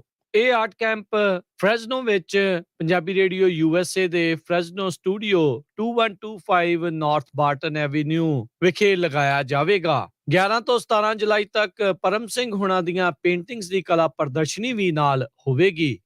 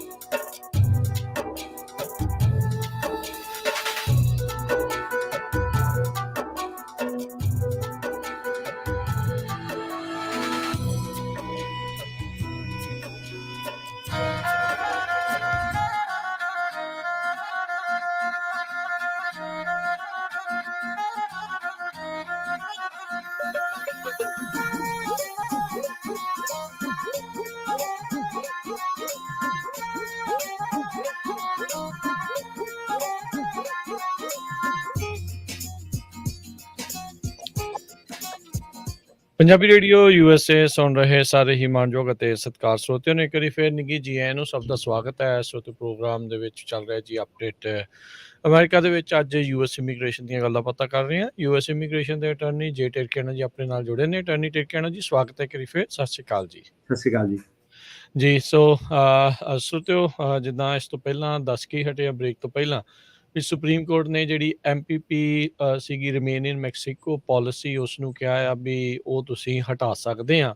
ਸੋ ਹੈ ਕੋਈ ਵੈਸੇ ਕੋਈ ਅਨੁਮਾਨ ਕੋਈ ਕਿਆਸ ਰਹੀ ਵੀ ਕਦੋਂ ਤੱਕ ਇਸ ਚੀਜ਼ ਨੂੰ ਲਾਗੂ ਜਿਹੜਾ ਉਹ ਕੀਤਾ ਜਾ ਸਕਦਾ? ਕਿ ਜਲਦ ਲਾਗੂ ਕਰਨਗੇ ਜਾਂ ਇਹਨਾਂ ਨੂੰ ਥੋੜਾ ਵਕਤ ਲੱਗੂਗਾ ਇਸ ਚੀਜ਼ ਨੂੰ ਕਰਨ ਲਈ?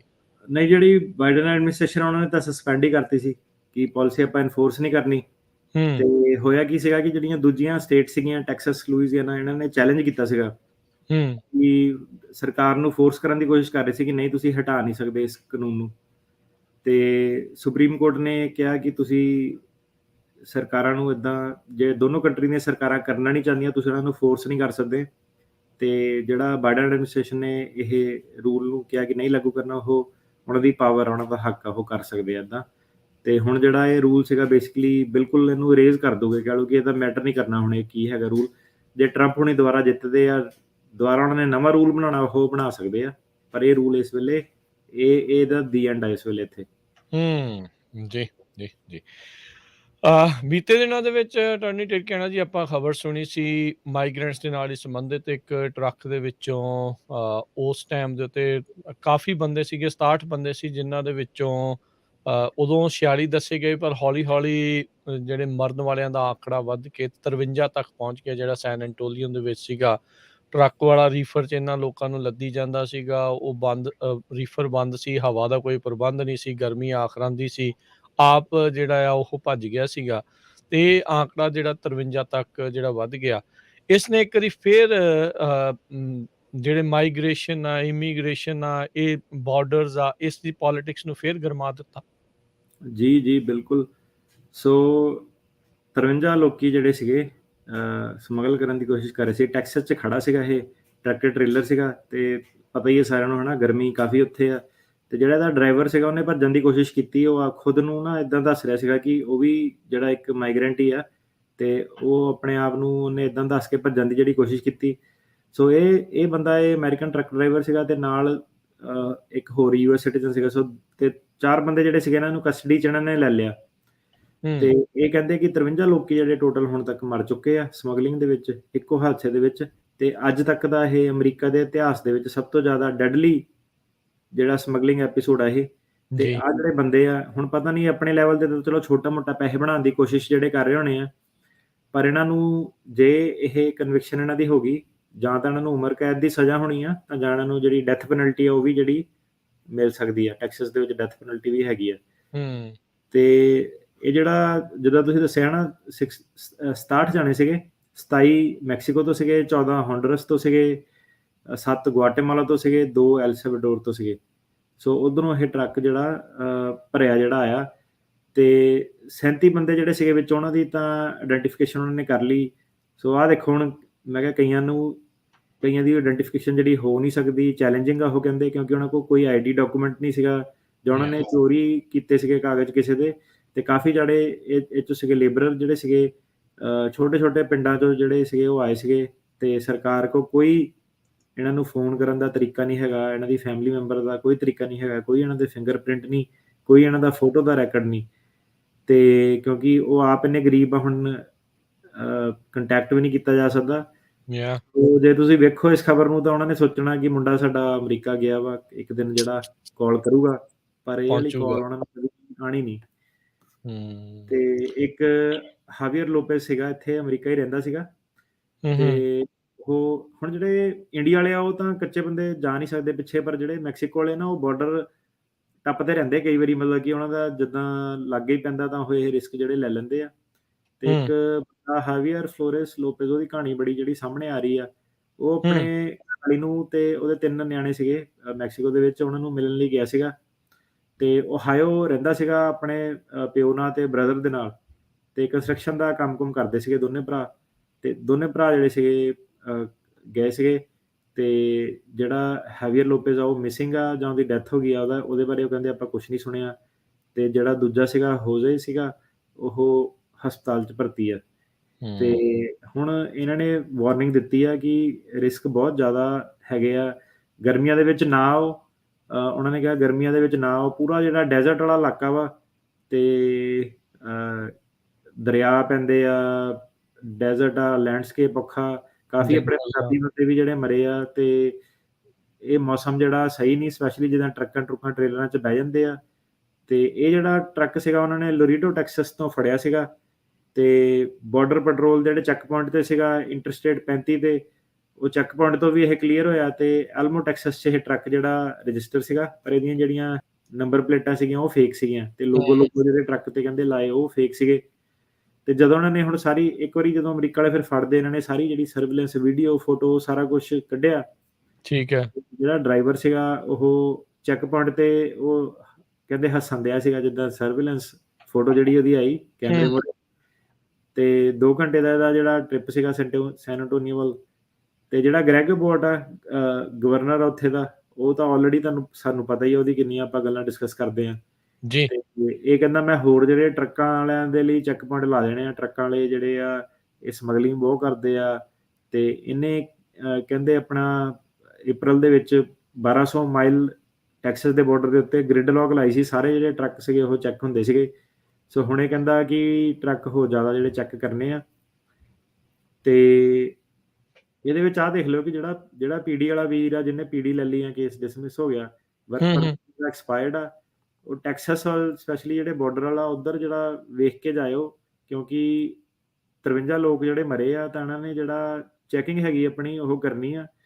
ਤੇ ਇਹ ਜਿਹੜਾ ਅਬੋਰਟ ਹੋਣੀ ਆ, ਇੰਨੇ ਕੋਈ ਸਿੱਧੇ ਨਹੀਂ ਹੈਗੇ। ਇਹਨਾਂ ਨੇ ਚੈਕਿੰਗ ਦੇ ਵਿੱਚ ਜਿਹੜਾ ਫਿਰ ਬੰਦਾ ਡੀਪੋਟੇਸ਼ਨ ਵਾਲਾ ਜਾਂ ਜਿਹਦਾ ਸਟੇ ਨਹੀਂ ਹੈਗੀ, ਜਿਹਦਾ BIA ਨੇ ਕੇਸ ਡਿਨਾਈ ਕਰਤਾ, ਤੇ ਉਹਦੀ ਜੇ ਸਟੇ ਅਪਰੂਵ ਨਹੀਂ ਹੈਗੀ, ਉਹਨੂੰ ਫੜ ਕੇ ਇਹ ਡਿਟੈਂਸ਼ਨ ਦੇ ਵਿੱਚ ਪਾ ਸਕਦੇ ਆ। ਠੀਕ ਹੈ। ਸੋ ਹੂੰ।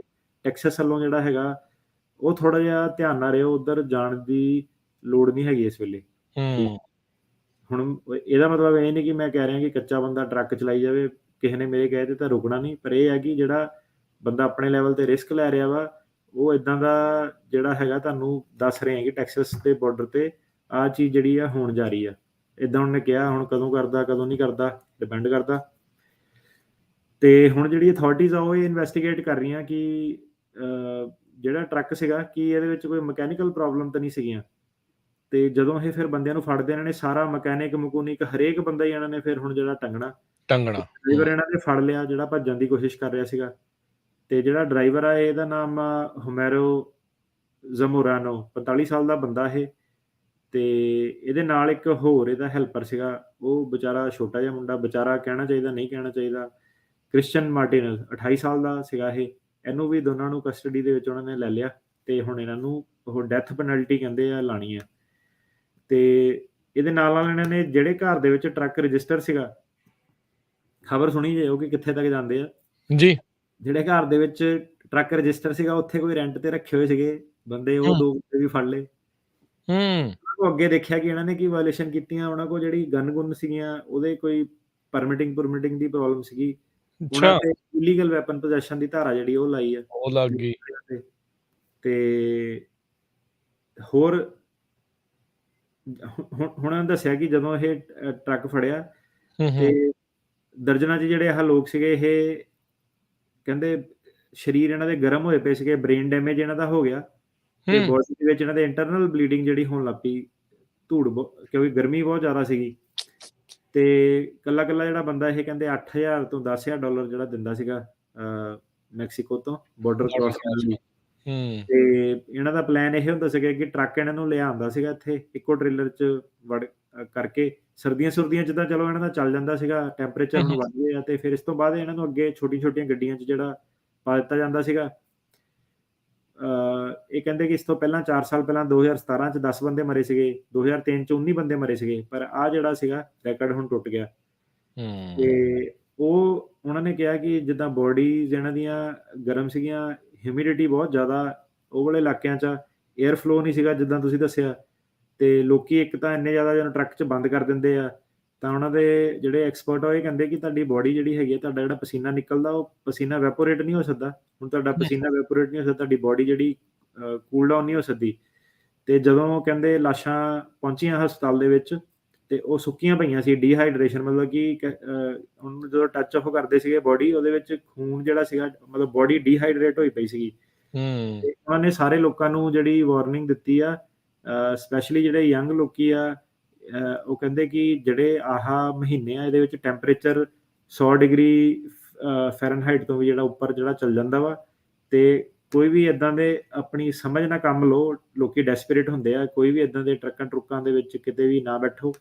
ਤੇ ਇਹ ਪੋਸੀਬਲ ਨਹੀਂ ਹੈਗਾ ਕਿ ਡੈਜ਼ਰਟ ਦੇ ਵਿੱਚੋਂ ਦੀ ਟਰੱਕ ਤੁਹਾਡਾ 2 ਘੰਟੇ ਦਾ ਜਿਹੜਾ ਸਫ਼ਰ ਆ 67 ਬੰਦਿਆਂ ਨਾਲ ਇੱਕੋ ਟ੍ਰੇਲਰ ਦੇ ਵਿੱਚ ਤੈਅ ਕਰ ਸਕੇ। ਇੱਕ ਵਾਰੀ ਇਦਾਂ ਦੀ ਖਬਰ ਹੋਰ ਸੀਗੀ, ਉਦੋਂ ਚਲੋ ਇਹ ਕਹਿ ਸਕਦੇ ਵੀ ਰੱਬ ਦਾ ਸ਼ੁਕਰ ਆ ਮਰਿਆ ਕੋਈ ਨਹੀਂ ਸੀ, ਪਰ ਉਹ ਵੀ 100 ਦੇ ਇਰਦ ਗਿਰਦ ਬੰਦਾ ਸੀਗਾ। ਜਦੋਂ ਉਹਨਾਂ ਨੇ ਟ੍ਰੇਲਰ ਖੋਲ੍ਹਿਆ ਤਾਂ ਭੱਜੇ, ਕੋਈ ਖੱਬੇ ਨੂੰ ਭੱਜਿਆ, ਕੋਈ ਸੱਜੇ ਨੂੰ ਭੱਜਿਆ, ਇੱਧਰ ਉੱਧਰ ਨੂੰ ਛਾਲਾਂ ਮਾਰ ਕੇ ਜਿਹੜੀ ਉਹ ਭੱਜਦੇ ਹੋਏ ਜਿਹੜੀ ਉਹ ਦੇਖੇ ਗਏ। ਸੋ ਇਹ ਪੈਂਡਾ ਬਹੁਤ ਔਖਾ ਆ, ਬੜਾ ਇਹ ਰਾਹ ਕੋਈ ਜਿਹੜਾ ਇਹ ਸੌਖਾ ਨਹੀਂ ਹੈਗਾ। ਇੱਦਾਂ ਦੀ ਚੀਜ਼ ਦਾ ਭਾਈ ਬਚਾ ਹੀ ਰੱਖੋ ਆਪਣੇ ਆਪ ਨੂੰ। ਸੋ ਜਿੱਦਾਂ ਤੁਸੀਂ ਪਹਿਲੋਂ ਕਿਹਾ ਵੀ ਉਹ ਪਰਿਵਾਰ ਵਿਲਕਦੇ ਰਹਿ ਜਾਣੇ ਆ, ਸਾਰੀ ਉਮਰ ਵਿਲਕਦੇ ਰਹਿ ਜਾਣੇ ਆ, ਜਿਹੜੇ ਫੋਨ ਦੇ ਇੰਤਜ਼ਾਰ 'ਚ ਹੋਣਗੇ ਵੀ ਪਹੁੰਚੂਗਾ ਉੱਥੇ ਜਾਂ ਪਹੁੰਚੂਗੀ ਉੱਥੇ ਤੇ ਇੱਦਾਂ ਹੋਊਗਾ।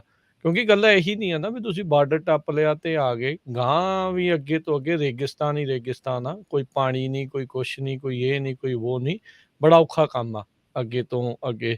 ਪਰ ਆਪਾਂ ਦੇਖ ਰਹੇ ਹਾਂ ਅਟਾਰਨੀ ਟਿਰਕੀਆਣਾ ਜੀ ਵੀ ਆંકੜੇ ਫਿਰ ਵੀ ਹਰ ਮਹੀਨੇ ਵੱਧਦੇ ਹੀ ਜਾ ਰਹੇ ਆ। ਐਵਰੀ ਮੰਥ ਜਿਹੜੇ ਐਨਫੋਰਸਮੈਂਟ ਐਨਕਾਊਂਟਰ ਹੋ ਰਹੇ ਆ ਉਹ ਲਗਾਤਾਰ ਵੱਧਦੇ ਜਾ ਰਹੇ ਆ। ਜੇ ਜੂਨ ਦੇ ਆਉਣੇ ਆ, ਮਈ ਦੇ ਵਿੱਚ ਰਿਕਾਰਡ ਤੋੜ ਸੀਗਾ, ਇਹ ਹੁਣ 4 ਮਹੀਨੇ 3 ਮਹੀਨੇ ਹੋਰ ਰਹਿ ਗਏ ਆ। ਇਸ ਵਾਰ ਆਲਰੇਡੀ 1.5 ਮਿਲੀਅਨ ਐਨਫੋਰਸਮੈਂਟ ਐਨਕਾਊਂਟਰ ਸਿਰਫ ਮੈਕਸੀਕੋ ਦੇ ਬਾਰਡਰ ਦੇ ਉੱਤੇ ਹੀ ਜਿਹੜੇ ਉਹ ਹੋ ਚੁੱਕੇ ਆ। ਪਿਛਲੇ ਸਾਲ 1.7 ਸੀਗੇ ਤੇ ਲੱਗਦਾ ਇਸ ਵਾਰੀ ਜਿਹੜਾ ਇਹ ਰਿਕਾਰਡ ਆ ਉਹ ਟੁੱਟ ਜਾਣਾ ਹੈਗਾ ਆ। ਸੋ ਕਾਫੀ ਲੋਕ ਜਿਹੜੇ ਆ ਉਹ ਇਸ ਪਾਸੇ ਵੱਲ ਨੂੰ ਆ ਰਹੇ ਨੇ, ਉਹ ਜਾ ਰਹੇ ਨੇ। ਇੱਕ ਹੋਰ ਇਸ ਦੇ ਵਿੱਚ ਅਟਾਰਨੀ ਟਿਰਕੀਆਣਾ ਜੀ ਚੀਜ਼ ਵਾਪਰੀ, ਕਈਆਂ ਨੇ ਨਾ ਫੇਕ ਨਿਊਜ਼ ਜਿਹੜੀ ਉਹ ਚਲਾਉਣੀ ਸ਼ੁਰੂ ਕਰ ਦਿੱਤੀ ਵੀ ਇਹ ਜਿਹੜੇ 46 ਮਰੇ ਆ ਇਹ ਪੰਜਾਬੀ ਸੀਗੇ। ਸੋ ਧੁੜਕੂ ਤਾਂ ਅੱਗੇ ਜਿਹੜੇ ਆ ਸਾਰਿਆਂ ਨੂੰ, ਮਾਵਾਂ ਨੂੰ, ਪਿਓਵਾਂ ਨੂੰ, ਪਰਿਵਾਰਾਂ ਨੂੰ ਲੱਗਾ ਰਹਿੰਦਾ ਵੀ ਨਿਆਣਾ ਸਾਡਾ ਪਤਾ ਨਹੀਂ ਕਿੱਥੇ ਪਹੁੰਚਿਆ, ਬਗੈਰ ਖਬਰ ਦੀ ਜਾਂਚ ਪਰਖ ਕੀਤੇ ਹੋਏ ਤੇ ਕਿਸੇ ਨੇ ਵੀਡੀਓ ਬਣਾ ਕੇ ਪਾਉਣੀਆਂ ਸ਼ੁਰੂ ਕਰ ਦਿੱਤੀਆਂ ਵੀ ਭਾਈ ਇਹ ਜਿਹੜੇ 46 ਮਰੇ ਆ ਇਹ ਪੰਜਾਬੀ ਆ। ਸੋ ਭਾਈ ਏਦਾਂ ਨਾ ਕਰਿਆ ਕਰੋ, ਇਸ ਚੀਜ਼ ਦਾ ਜਿਹੜਾ ਪਰਹੇਜ਼ ਕਰਿਆ ਕਰੋ। ਲੋਕ ਤਾਂ ਅੱਗੇ ਵਿਚਾਰੇ ਤੰਗ ਪਰੇਸ਼ਾਨ ਨੇ, ਉਹਨਾਂ ਨੂੰ ਇਹ ਨਹੀਂ ਪਤਾ ਵੀ ਨਿਆਣੇ ਨੇ ਉੱਥੇ ਪਹੁੰਚਣਾ ਆ, ਨਹੀਂ ਪਹੁੰਚਣਾ ਆ, ਤੇ ਤੁਸੀਂ ਐਵੇਂ ਜਿਹੜਾ ਉਹਨਾਂ ਨੂੰ ਇਸ ਤਰੀਕੇ ਦੇ ਨਾਲ ਜਿਹੜਾ ਉਹ ਨਾ ਡਰਾਇਆ ਕਰੋ। ਹਾਂਜੀ, ਫੇਕ ਨਿਊਜ਼ ਦਾ ਤਾਂ ਹੁਣ ਚੈਲੰਜ ਜਿਹੜਾ ਸੀਗਾ ਇੰਟਰਨੈਟ ਨਾਲ ਇਹ ਹੈ ਕਿ ਲੋਕਾਂ ਨੂੰ ਨੌਲੇਜ ਬਹੁਤ ਮਿਲ ਜਾਂਦੀ ਆ, ਪਰ ਜਿਹੜਾ ਹੁਣ ਚੈਲੰਜ ਉਹ ਹੈਗਾ ਕਿ ਫੇਕ ਨਿਊਜ਼ ਹੈ ਨਾ, ਆਪਾਂ ਦੇਖਦੇ ਹਾਂ ਇਮੀਗ੍ਰੇਸ਼ਨ ਦੀ ਹਰੇਕ ਚੀਜ਼ ਦੀ ਇੱਦਾਂ ਸੀਗਾ ਕਿ ਲੋਕੀ ਦੂਰ ਕੀ ਜਾਣਾ, ਆਪਣਾ ਹੀ ਜਿੱਦਾਂ ਸੀਗਾ ਟਿਕਟੋਕ ਦਾ ਪੇਜ ਸੀਗਾ ਜੀ ਆਈਡੀਆਂ ਬਣਾ ਕੇ, ਸਾਡੀਆਂ ਜਿੱਦਾਂ ਫਰਮ ਦੀਆਂ ਨਾਮ ਦੀਆਂ ਮਲਟੀਪਲ ਆਈਡੀਆਂ ਬਣਾ ਕੇ ਕਮੈਂਟਾਂ ਦੇ ਵਿੱਚ ਜਾ ਕੇ ਲੋਕਾਂ ਕੋਲ ਪੈਸੇ ਜਿੱਦਾਂ ਠੱਗ ਲੈਂਦੇ ਸੀਗੇ। ਆਹ ਕੋਈ ਨਾਈਜੀਰੀਆ ਬੈਠਾ, ਕਿਸੇ ਨੇ ਚੰਡੀਗੜ੍ਹ ਕਾਲ ਸੈਂਟਰ ਖੋਲ੍ਹਿਆ ਤੇ ਪੁਲਿਸ ਨੂੰ ਵੀ ਰਿਪੋਰਟ ਕੀਤਾ, ਕਈ ਵਾਰੀ ਇਹਨਾਂ ਨੂੰ ਵੀ ਕੀਤਾ, ਇਮੀਗ੍ਰੇਸ਼ਨ ਵਾਲਿਆਂ ਨੂੰ, ਕਿ ਇੱਦਾਂ ਨਾ ਕਈ ਤਾਂ ਜਿਹੜਾ WhatsApp ਨੰਬਰ ਦੇਖੋ ਤਾਂ ਇਮੀਗ੍ਰੇਸ਼ਨ ਵਾਲਿਆਂ ਦੀ ਫੋਟੋ ਲਾਈ ਕਿ USCIS ਏਜੰਟ ਆ, ਤੇ ਕਲਾਇੰਟ ਨੂੰ ਫਿਰ ਪੁੱਛਿਆ ਕਿ ਤੂੰ ਪੈਸੇ ਦਿੱਤੇ ਕਿਉਂ, ਕਹਿੰਦਾ ਮੈਂ ਡਰ ਗਿਆ, ਕਹਿੰਦਾ ਇੱਦਾਂ ਉਹਨੇ ਕਿਹਾ ਕਿ ਏਜੰਟ ਆ ਤੇਰਾ, ਸਾਨੂੰ ਪਤਾ ਲੱਗ ਗਿਆ ਕਿੱਥੇ ਆ ਤੂੰ। ਤਾਂ ਫਰੂਟ ਜਿਹੜਾ ਇੰਟਰਨੈਟ ਦਾ ਕਾਫੀ ਜ਼ਿਆਦਾ ਜਿਹੜਾ ਉਹ ਚੱਲ ਰਿਹਾ, ਫੇਕ ਨਿਊਜ਼ ਕਾਫੀ ਆ। ਸੋ ਇਹ ਤਾਂ ਹੁਣ ਚੈਲੰਜ ਜਿਹੜਾ ਰਹਿਣਾ ਹੀ ਹੈ, ਇਹਦੇ ਬਾਰੇ ਕੁਝ ਨਹੀਂ ਕੀਤਾ ਜਾ ਸਕਦਾ। ਯਾ ਸੋ ਇਹ ਤਾਂ ਬੰਦੇ ਨੂੰ ਆਪ ਜਿਹੜਾ ਸਤਰਕ ਹੋਣ ਦੀ ਜਿਹੜੀ ਉਹ ਜ਼ਰੂਰਤ ਆ। ਇੱਦਾਂ ਦੀਆਂ ਚੀਜ਼ਾਂ ਤੋਂ ਭਾਈ ਜਿਹੜਾ ਉਹ ਬਚ ਕੇ ਰਹੋ। USCIS ਵਾਲਿਆਂ ਨੇ ਮੈਨੂੰ ਨਹੀਂ ਲੱਗਦਾ ਇੱਦਾਂ ਕਾਲ ਕਰਕੇ ਤੁਹਾਨੂੰ ਜਿਹੜਾ ਉਹ ਦੱਸਦੇ ਆ। ਅਗਲਿਆਂ ਨੇ ਜਿਨ੍ਹਾਂ ਨੇ ਫੜਨਾ ਕਾਲ ਕਰਕੇ ਪੈਸੇ ਲੈ ਕੇ ਨਹੀਂ ਛੱਡਣਾ, ਉਹਨਾਂ ਨੇ ਤਾਂ ਜਹਾਜ਼ ਤੇ ਚੜਾ ਕੇ ਹੀ ਹਟਣਾ ਆ ਜੇ ਉਹਨਾਂ ਨੇ ਤੁਹਾਨੂੰ ਫੜਨਾ ਹੋਇਆ। ਸੋ ਇੱਦਾਂ ਦਾ ਉਹ ਸੋਚ ਰੱਖਦੇ ਆ, ਪੈਸੇ ਲੈ ਕੇ ਛੱਡਣ ਵਾਲਿਆਂ ਚੋਂ ਉਹ ਨਹੀਂ ਹੁੰਦੇ। ਸੋ ਜੀ ਸਾਡੇ ਲਾਅ ਫਰਮ ਦੇ ਵਿੱਚ ਵੀ ਸਕੈਮਰ ਕਾਲ ਕਰ ਦਿੰਦੇ ਆ ਤੇ ਫਲਾਨਾ ਏਲੀਅਨ ਨੰਬਰ ਨਾ, ਜਿੱਦਾਂ ਕਹਿੰਦੇ ਫਲਾਨਾ ਏਲੀਅਨ ਨੰਬਰ ਆ, ਇਹਦੀ ਨਾ ਤੁਹਾਡਾ ਜਿਹੜਾ ਫੀਸ ਵਾਲਾ ਚੈੱਕ ਆ ਇਹ ਬਾਉਂਸ ਹੋ ਗਿਆ, ਤੇ ਜੇ ਇਹਨੂੰ ਕਰਨਾ ਤਾਂ ਆਪਣੀ ਫੀਸ ਛੇਤੀ ਜਿਹੜੀ ਜਮ੍ਹਾਂ ਕਰਾ ਦਿਓ, ਫਿਰ ਆਪਾਂ ਪਟੀਸ਼ਨ ਵਾਪਸ ਨਹੀਂ ਭੇਜਾਂਗੇ। ਮੈਂ ਦੇਖ ਲਓ ਇਹਨਾਂ ਦਾ ਦੇਖ ਲਓ ਕਿੱਥੇ ਤੱਕ ਪਹੁੰਚੇ ਹੋਏ ਆ। ਸੋ ਉਹਨਾਂ ਨੂੰ ਪਤਾ ਹੈ ਵੀ ਲੋਕ ਨਾ ਇਦਾਂ ਤੰਗ ਪਰੇਸ਼ਾਨ ਹੋ ਕੇ ਉਹ ਟੈਨਸ਼ਨ ਦੇ ਵਿੱਚ ਆ ਕੇ ਇਹ ਚੀਜ਼ ਕਰ ਜਾਂਦੇ ਆ। ਸੋ ਤਾਂ ਹੀ ਤਾਂ ਉਹ ਇਦਾਂ ਲੋਕਾਂ ਨੂੰ ਠੱਗੀ ਜਾਂਦੇ ਆ। USCIS ਨੂੰ ਕੁਛ ਨਹੀਂ ਪਿਆ ਜੀ, ਤੇ ਤੁਹਾਡਾ ਜੇ ਬਾਉਂਸ ਹੋ ਗਿਆ ਚੈੱਕ ਜਾਂ ਤੁਹਾਡੀ ਫੀਸ ਨਹੀਂ ਆਈ, ਉਹਨਾਂ ਨੇ ਚੁੱਪਚਾਪ ਰੱਦ ਕਰ ਦੇਣਾ, ਉਹਨਾਂ ਨੇ ਵਾਪਸ ਕਰ ਦੇਣਾ ਜਾਂ ਕੁਛ ਹੋਰ ਕਰ ਦੇਣਾ। ਉਹਨਾਂ ਨੇ ਫੋਨ ਕਰਕੇ ਇਹ ਨਹੀਂ ਕਹਿਣਾ ਵੀ ਮੈਨੂੰ ਤੂੰ iTunes ਦਾ ਕਾਰਡ ਦੇ ਤੇ ਮੈਨੂੰ ਗ੍ਰੀਨ ਡਾਟ ਵਾਲਾ ਕਾਰਡ ਦੇ ਤੇ ਤੇਰਾ ਕੇਸ ਜਿਹੜਾ ਆਪਾਂ ਚਾਲੂ ਕਰ ਦਾਂਗੇ।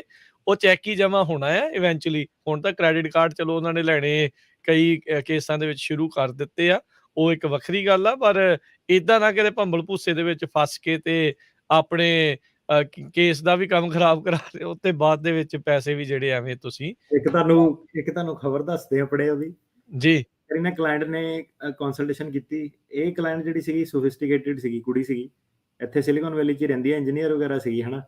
ਤਾਂ ਸਟੂਡੈਂਟ ਵੀਜ਼ੇ ਤੇ ਸੀਗੀ ਤੇ OPT ਜਿਹੜਾ ਹੁੰਦਾ ਉਹ ਕਰ ਰਹੀ ਸੀਗੀ। ਸੋ ਕਹਿਣ ਦਾ ਮਤਲਬ ਆ ਕਿ ਜਿੰਨੀ ਕਿ ਇਮੀਗ੍ਰੈਂਟ ਨੂੰ ਨੌਲੇਜ ਹੋਣੀ ਚਾਹੀਦੀ ਆ ਉਸ ਲੈਵਲ ਦੀ ਇਮੀਗ੍ਰੈਂਟ ਸੀਗੀ।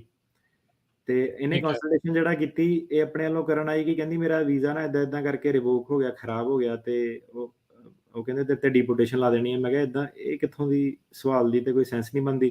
ਕਹਿੰਦੀ ਆ ਮੈਨੂੰ ਜਿੱਦਾਂ ਕਾਲ ਆਈ ਆ, ਉਹ ਜਿਹੜਾ ਨੰਬਰ ਸੀਗਾ ਉਹ ਵੀ ਜਿੱਦਾਂ 1800 ਕਰਕੇ ਨੰਬਰ ਉਹਨਾਂ ਨੇ ਲਿਆ ਸੀਗਾ ਆਪਣੇ ਵੱਲੋਂ। ਕੋਈ ਜਦੋਂ ਰਿੰਗ ਕਰਦਾ ਸੀਗਾ ਕੋਈ ਗਵਰਨਮੈਂਟ ਇੱਦਾਂ ਆਉਂਦੀ ਸੀ ID, ਤੇ ਮਤਲਬ ਭੁਲੇਖਾ ਪੈ ਸਕਦਾ ਸੀ ਲੋਕਾਂ ਨੂੰ ਕਿ ਇਮੀਗ੍ਰੇਸ਼ਨ ਜਿਹੜੀ ਆ ਉਹ ਕਾਲ ਕਰਨ ਦੀ ਆ। ਤੇ ਮੈਂ ਕਿਹਾ ਫਿਰ ਤੂੰ ਕੀ ਕੀਤਾ? ਕਹਿੰਦੀ ਫਿਰ ਉਹਨਾਂ ਨੇ ਜਿੱਦਾਂ ਕਹਿੰਦੇ ਕਿ ਟੈਂਪਰੇਰੀ ਤੇਰਾ ਹੋਲਡ ਪਾ ਦਿੰਨੇ ਆ।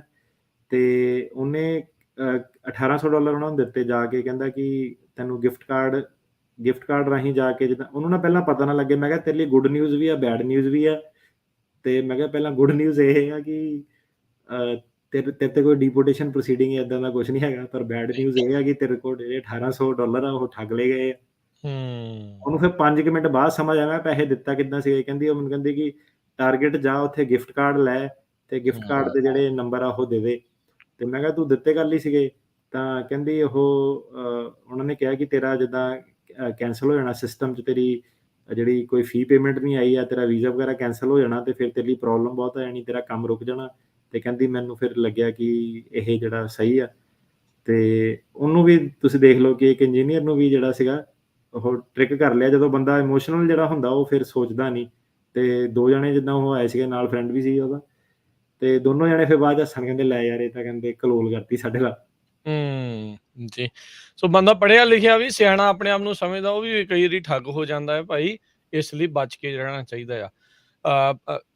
ਇੱਕ ਜਣੇ ਦਾ ਮੈਂ ਆਨਲਾਈਨ ਸਵਾਲ ਦੇਖ ਰਿਹਾ, ਕਹਿੰਦੇ ਵੀ ਉਹਨਾਂ ਨੇ ਇੰਟਰਵਿਊ ਕੰਪਲੀਟ ਕੀਤੀ ਸੀ ਮਈ 2021 ਦੀ ਆ। ਆਈ ਥਿੰਕ ਉਹਨਾਂ ਦੀ ਹੈਗੀ ਆ ਸ਼ਾਇਦ ਯੂਐਸ ਸਿਟੀਜ਼ਨਸ਼ਿਪ ਦੀ। ਅਜੇ ਤੱਕ ਕੋਈ ਰਿਜ਼ਲਟ ਜਿਹੜਾ ਨਹੀਂ ਆਇਆ, ਜਾਂ ਦੂਜਾ ਵੀ ਜਿਹੜਾ ਕਿਸੇ ਦਾ ਹੋ ਸਕਦਾ। ਜੇ ਤਾਂ 3 ਮਹੀਨੇ ਤੋਂ ਵੱਧ ਹੋ ਗਏ ਫਿਰ ਉਹ ਇਨਕੁਆਇਰੀ ਪਾ ਸਕਦੇ ਆ। 120 ਦਿਨ 120 ਦਿਨ ਜਿਹੜੇ ਆ, ਠੀਕ ਹੈ, 4 ਮਹੀਨੇ ਦਾ ਜਿਹੜਾ ਉਹ ਵਕਤ ਜਿਹੜਾ ਉਹ ਹੁੰਦਾ ਜੀ। ਆ। ਇੱਕ ਸਵਾਲ ਇਹ ਹੈਗਾ, ਸ਼ਾਇਦ ਪਤਾ ਨਹੀਂ ਇਹ ਇਸ ਦੇ ਨਾਲ ਜੁੜ ਸਕਦਾ ਕਿ ਨਹੀਂ, ਅਸਾਈਲਮ ਨੂੰ ਲੈ ਕੇ ਵੀ ਹੁਣ ਸੰਗਰੂਰ ਦੇ ਵਿੱਚ ਸਿਮਰਨਜੀਤ ਸਿੰਘ ਮਾਨ ਹੋਣਾ ਦੀ ਜਿੱਤ ਹੋਈ ਆ, ਉਸ ਵਿਚਾਰਧਾਰਾ ਦੀ ਉੱਥੇ ਜਿਹੜੀ ਜਿੱਤ ਹੋਈ ਆ, ਜਿਸ ਦੇ ਨਾਂ ਦੇ ਉੱਤੇ ਜਾਂ ਉਹਨਾਂ ਦੇ ਨਾਲ ਜੁੜ ਕੇ ਜਿਹੜੇ ਲੋਕ ਇੱਥੇ ਅਸਾਈਲਮ ਦੇ ਲਈ ਅਪਲਾਈ ਕਰਦੇ ਆ, ਕੀ ਅਸਾਈਲਮ ਦੇ ਕੇਸ ਦੇ ਉੱਤੇ ਜਾਂ ਜਿਹੜੀਆਂ ਚੇਂਜ ਕੰਟਰੀ ਕੰਡੀਸ਼ਨ ਕੁਛ ਇਦਾਂ ਦੀ ਚੀਜ਼ ਇਸ ਦੇ ਨਾਲ ਕੋਈ ਫਰਕ ਪਊਗਾ ਜਾਂ ਕੀ ਹੋਊਗਾ? ਜੀ ਬਿਲਕੁਲ। ਆਪਣਾ ਜਿਹੜੀ ਫਰਕ ਇਦਾਂ ਪਊਗਾ ਕਿ ਦੇਖੋ ਹੁਣ ਕੀ ਸੀਗਾ ਕਿ ਆਪਣੇ ਜਿਹੜੇ ਸੀਗੇ ਆਹੀ ਇਸੇ ਹਫ਼ਤੇ ਕੇਸ ਸੀਗਾ, ਆਮ ਆਦਮੀ ਪਾਰਟੀ ਦਾ ਸੀਗਾ ਕਿ ਇਹ ਨਵੀਂ ਸਰਕਾਰ ਆ ਗਈ ਆ। ਇਹ ਤੋਂ ਇਹ ਹੁਣ ਨਵੀਂ ਸਰਕਾਰ ਆ ਗਈ ਆ, ਜਿਹਨਾਂ ਕੋਲ ਤੁਸੀਂ ਕਲੇਮ ਕਰ ਰਹੇ ਆ ਕਿ ਤੁਹਾਨੂੰ ਡੇਂਜਰ ਆ, ਤੁਹਾਨੂੰ ਡੇਂਜਰ ਹੀ ਰਿਹਾ।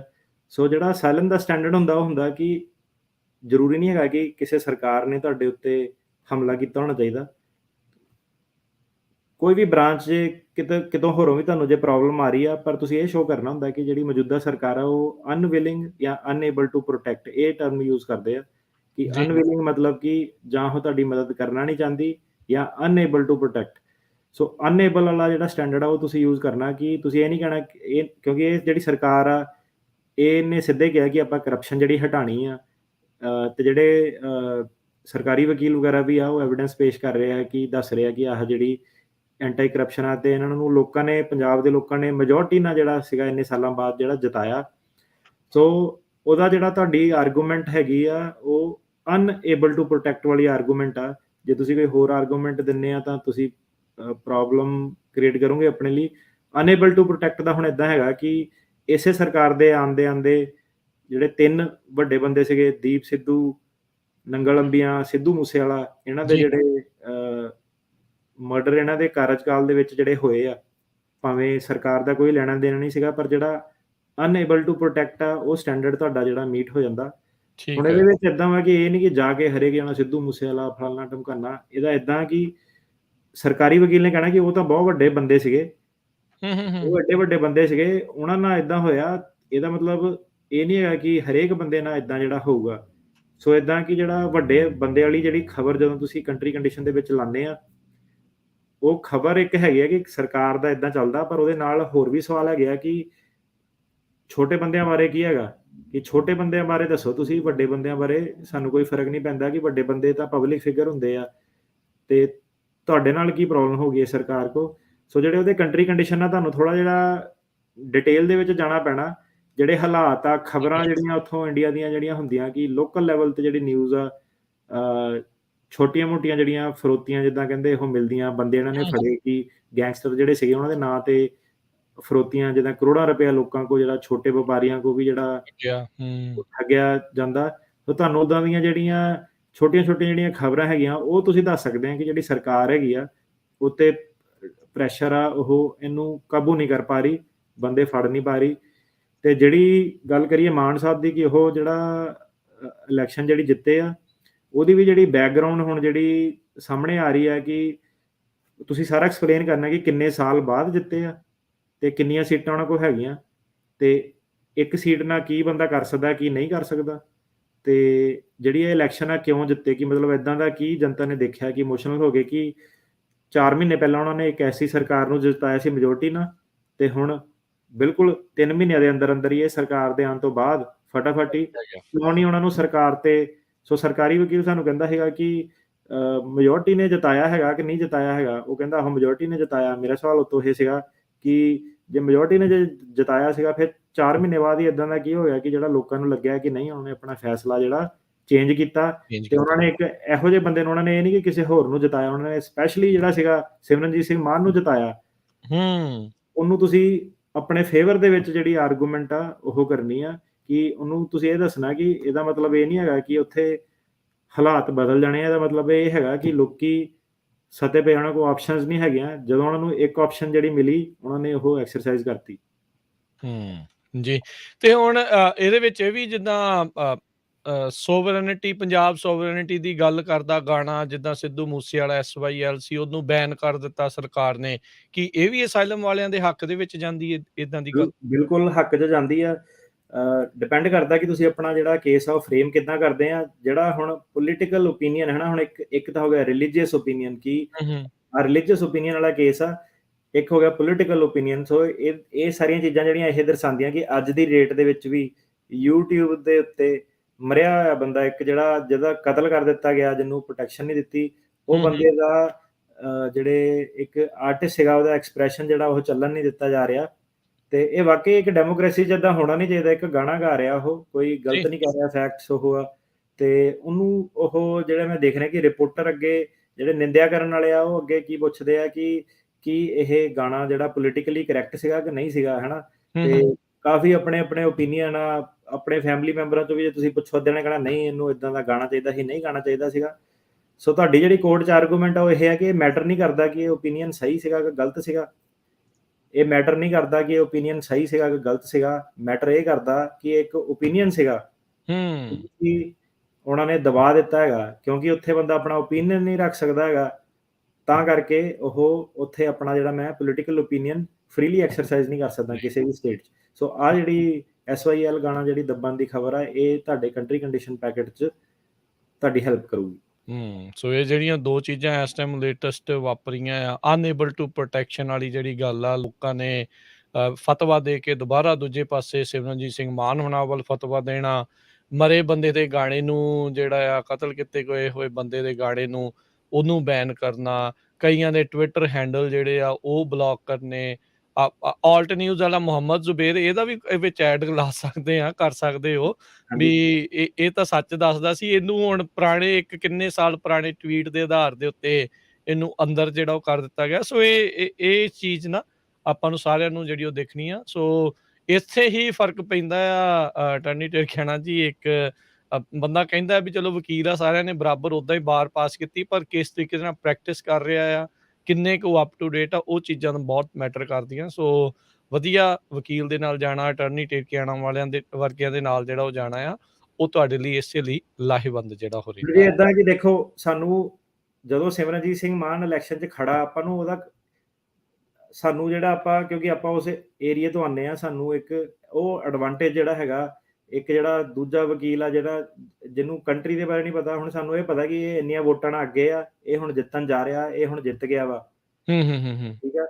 ਜਿਹੜੇ ਦੂਜੇ ਉਹਨਾਂ ਨੂੰ ਲੱਗਣਾ ਮਹੀਨੇ ਬਾਅਦ ਪਤਾ ਕਿ ਅੱਛਾ ਇੰਡੀਆ ਦੇ ਵਿੱਚ ਆਹ ਹਾਲਾਤ ਚੇਂਜ ਹੋ ਗਏ, ਕਿਹੜੀ ਚੀਜ਼ ਤੇ ਸਰਚ ਕਰਨਾ। ਸੋ ਇਹ ਹੈ ਕਿ ਜਿਹੜੀ ਲੇਟੈਸਟ ਨਿਊਜ਼ ਜਿਹੜੀ ਹੈਗੀ ਆ, ਸਰਕਾਰੀ ਵਕੀਲ ਆਪਣੇ ਵੱਲੋਂ ਸਰਚ ਕਰਕੇ ਜਿਹੜਾ ਸੀਗਾ ਆਉਂਦੇ ਸੀਗੇ, ਪਰ ਏਦਾਂ ਕਿ ਉਹਨਾਂ ਦੀ ਜਿਹੜੀ ਆਰਗੂਮੈਂਟ ਹੈਗੇ, ਉਹਨੂੰ ਆਪਾਂ ਲੇਟੈਸਟ ਨਿਊਜ਼ ਨਾਲ, ਲੇਟੈਸਟ ਕੰਟਰੀ ਕੰਡੀਸ਼ਨ ਨਾਲ ਬੀਟ ਕਰ ਦਿੰਦੇ ਆ। ਤਾਂ ਉਹ ਫਿਰ ਜਿੱਦਾਂ ਕੋਰਟ ਦੇ ਵਿੱਚ ਕਈ ਵਾਰੀ ਹੈਰਾਨ ਹੋ ਕੇ ਦੇਖਦੇ ਆ ਕਿ ਭਾਈ ਆਹ ਖਬਰ ਤਾਂ ਮੈਨੂੰ ਪਤਾ ਨਹੀਂ ਸੀ, ਜਾਂ ਤਾਂ ਏਦਾਂ ਦੀ ਸੀਗਾ। ਤੇ ਉਹ ਆਹ ਜਿਹੜੀ ਸੀਗੀ ਮੋਸ਼ਨ ਟੂ ਲੇਟ ਫਾਈਲਿੰਗ ਨਾਲ ਜਿੱਦਾਂ ਆਪਾਂ ਲਾਈ ਸੀਗੀ, ਤੇ ਜਿਹੜਾ ਸਰਕਾਰੀ ਵਕੀਲ ਸੀਗਾ ਉਹਨੂੰ ਪਤਾ ਨਹੀਂ ਸੀਗਾ ਕਿ ਸਿਮਰਨਜੀਤ ਸਿੰਘ ਮਾਨ ਜਿਹੜਾ ਜਿੱਤ ਗਿਆ। ਤੇ ਸੋ ਏਦਾਂ ਕਿ ਹੁੰਦਾ ਕੀ ਸੀਗਾ ਕਿ ਜਿੱਦਾਂ ਆਪਾਂ ਉਹੀ ਦੱਸਿਆ ਕਿ ਇੱਕ ਸੀਗਾ ਕਿ ਲੋਕਾਂ ਨੇ ਢਾਂਚੇ ਬਣਾਏ ਹੋਏ ਸੀਗੇ ਕਿ ਆਹ ਢਾਂਚਾ ਕੰਟਰੀ ਕੰਡੀਸ਼ਨ ਦਾ ਪੈਕੇਟ ਆ।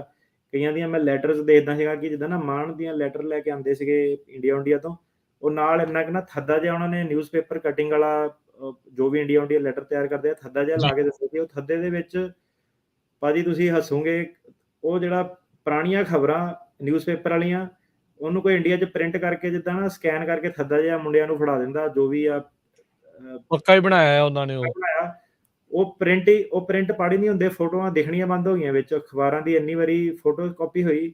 ਉਹ ਜੀ ਮੁੰਡਾ ਲੈ ਜੀ ਕੇ ਦਿੰਦਾ, ਮੈਂ ਕਿਹਾ ਯਾਰ ਤੂੰ ਆ ਜੱਜ ਨੂੰ ਦੇਣਾ, ਮੈਂ ਕਿਹਾ ਇਹਦਾ ਮਕਸਦ ਕੀ ਹੈ, ਮੈਂ ਕਿਹਾ ਇਹ ਤਾਂ ਅਖਬਾਰ 'ਚ ਕੁਝ ਦਿਖਦਾ ਹੀ ਨਹੀਂ ਪਿਆ, ਬੰਦੇ ਆ ਉਹਨਾਂ ਦੇ ਚਿਹਰੇ ਧੁੰਦਲੇ ਹੋ ਗਏ ਹਾਂ ਤੇ ਕੋਰਟ ਨੂੰ ਜਿਹੜਾ ਪ੍ਰੈਜ਼ੈਂਟ ਕਰਨਾ। ਸੋ ਇਦਾਂ ਕਿ ਜੋ ਪੁਰਾਣਾ ਸੀਗਾ ਉਹ ਬਹੁਤ ਦੂਰ ਲੰਘ ਗਿਆ।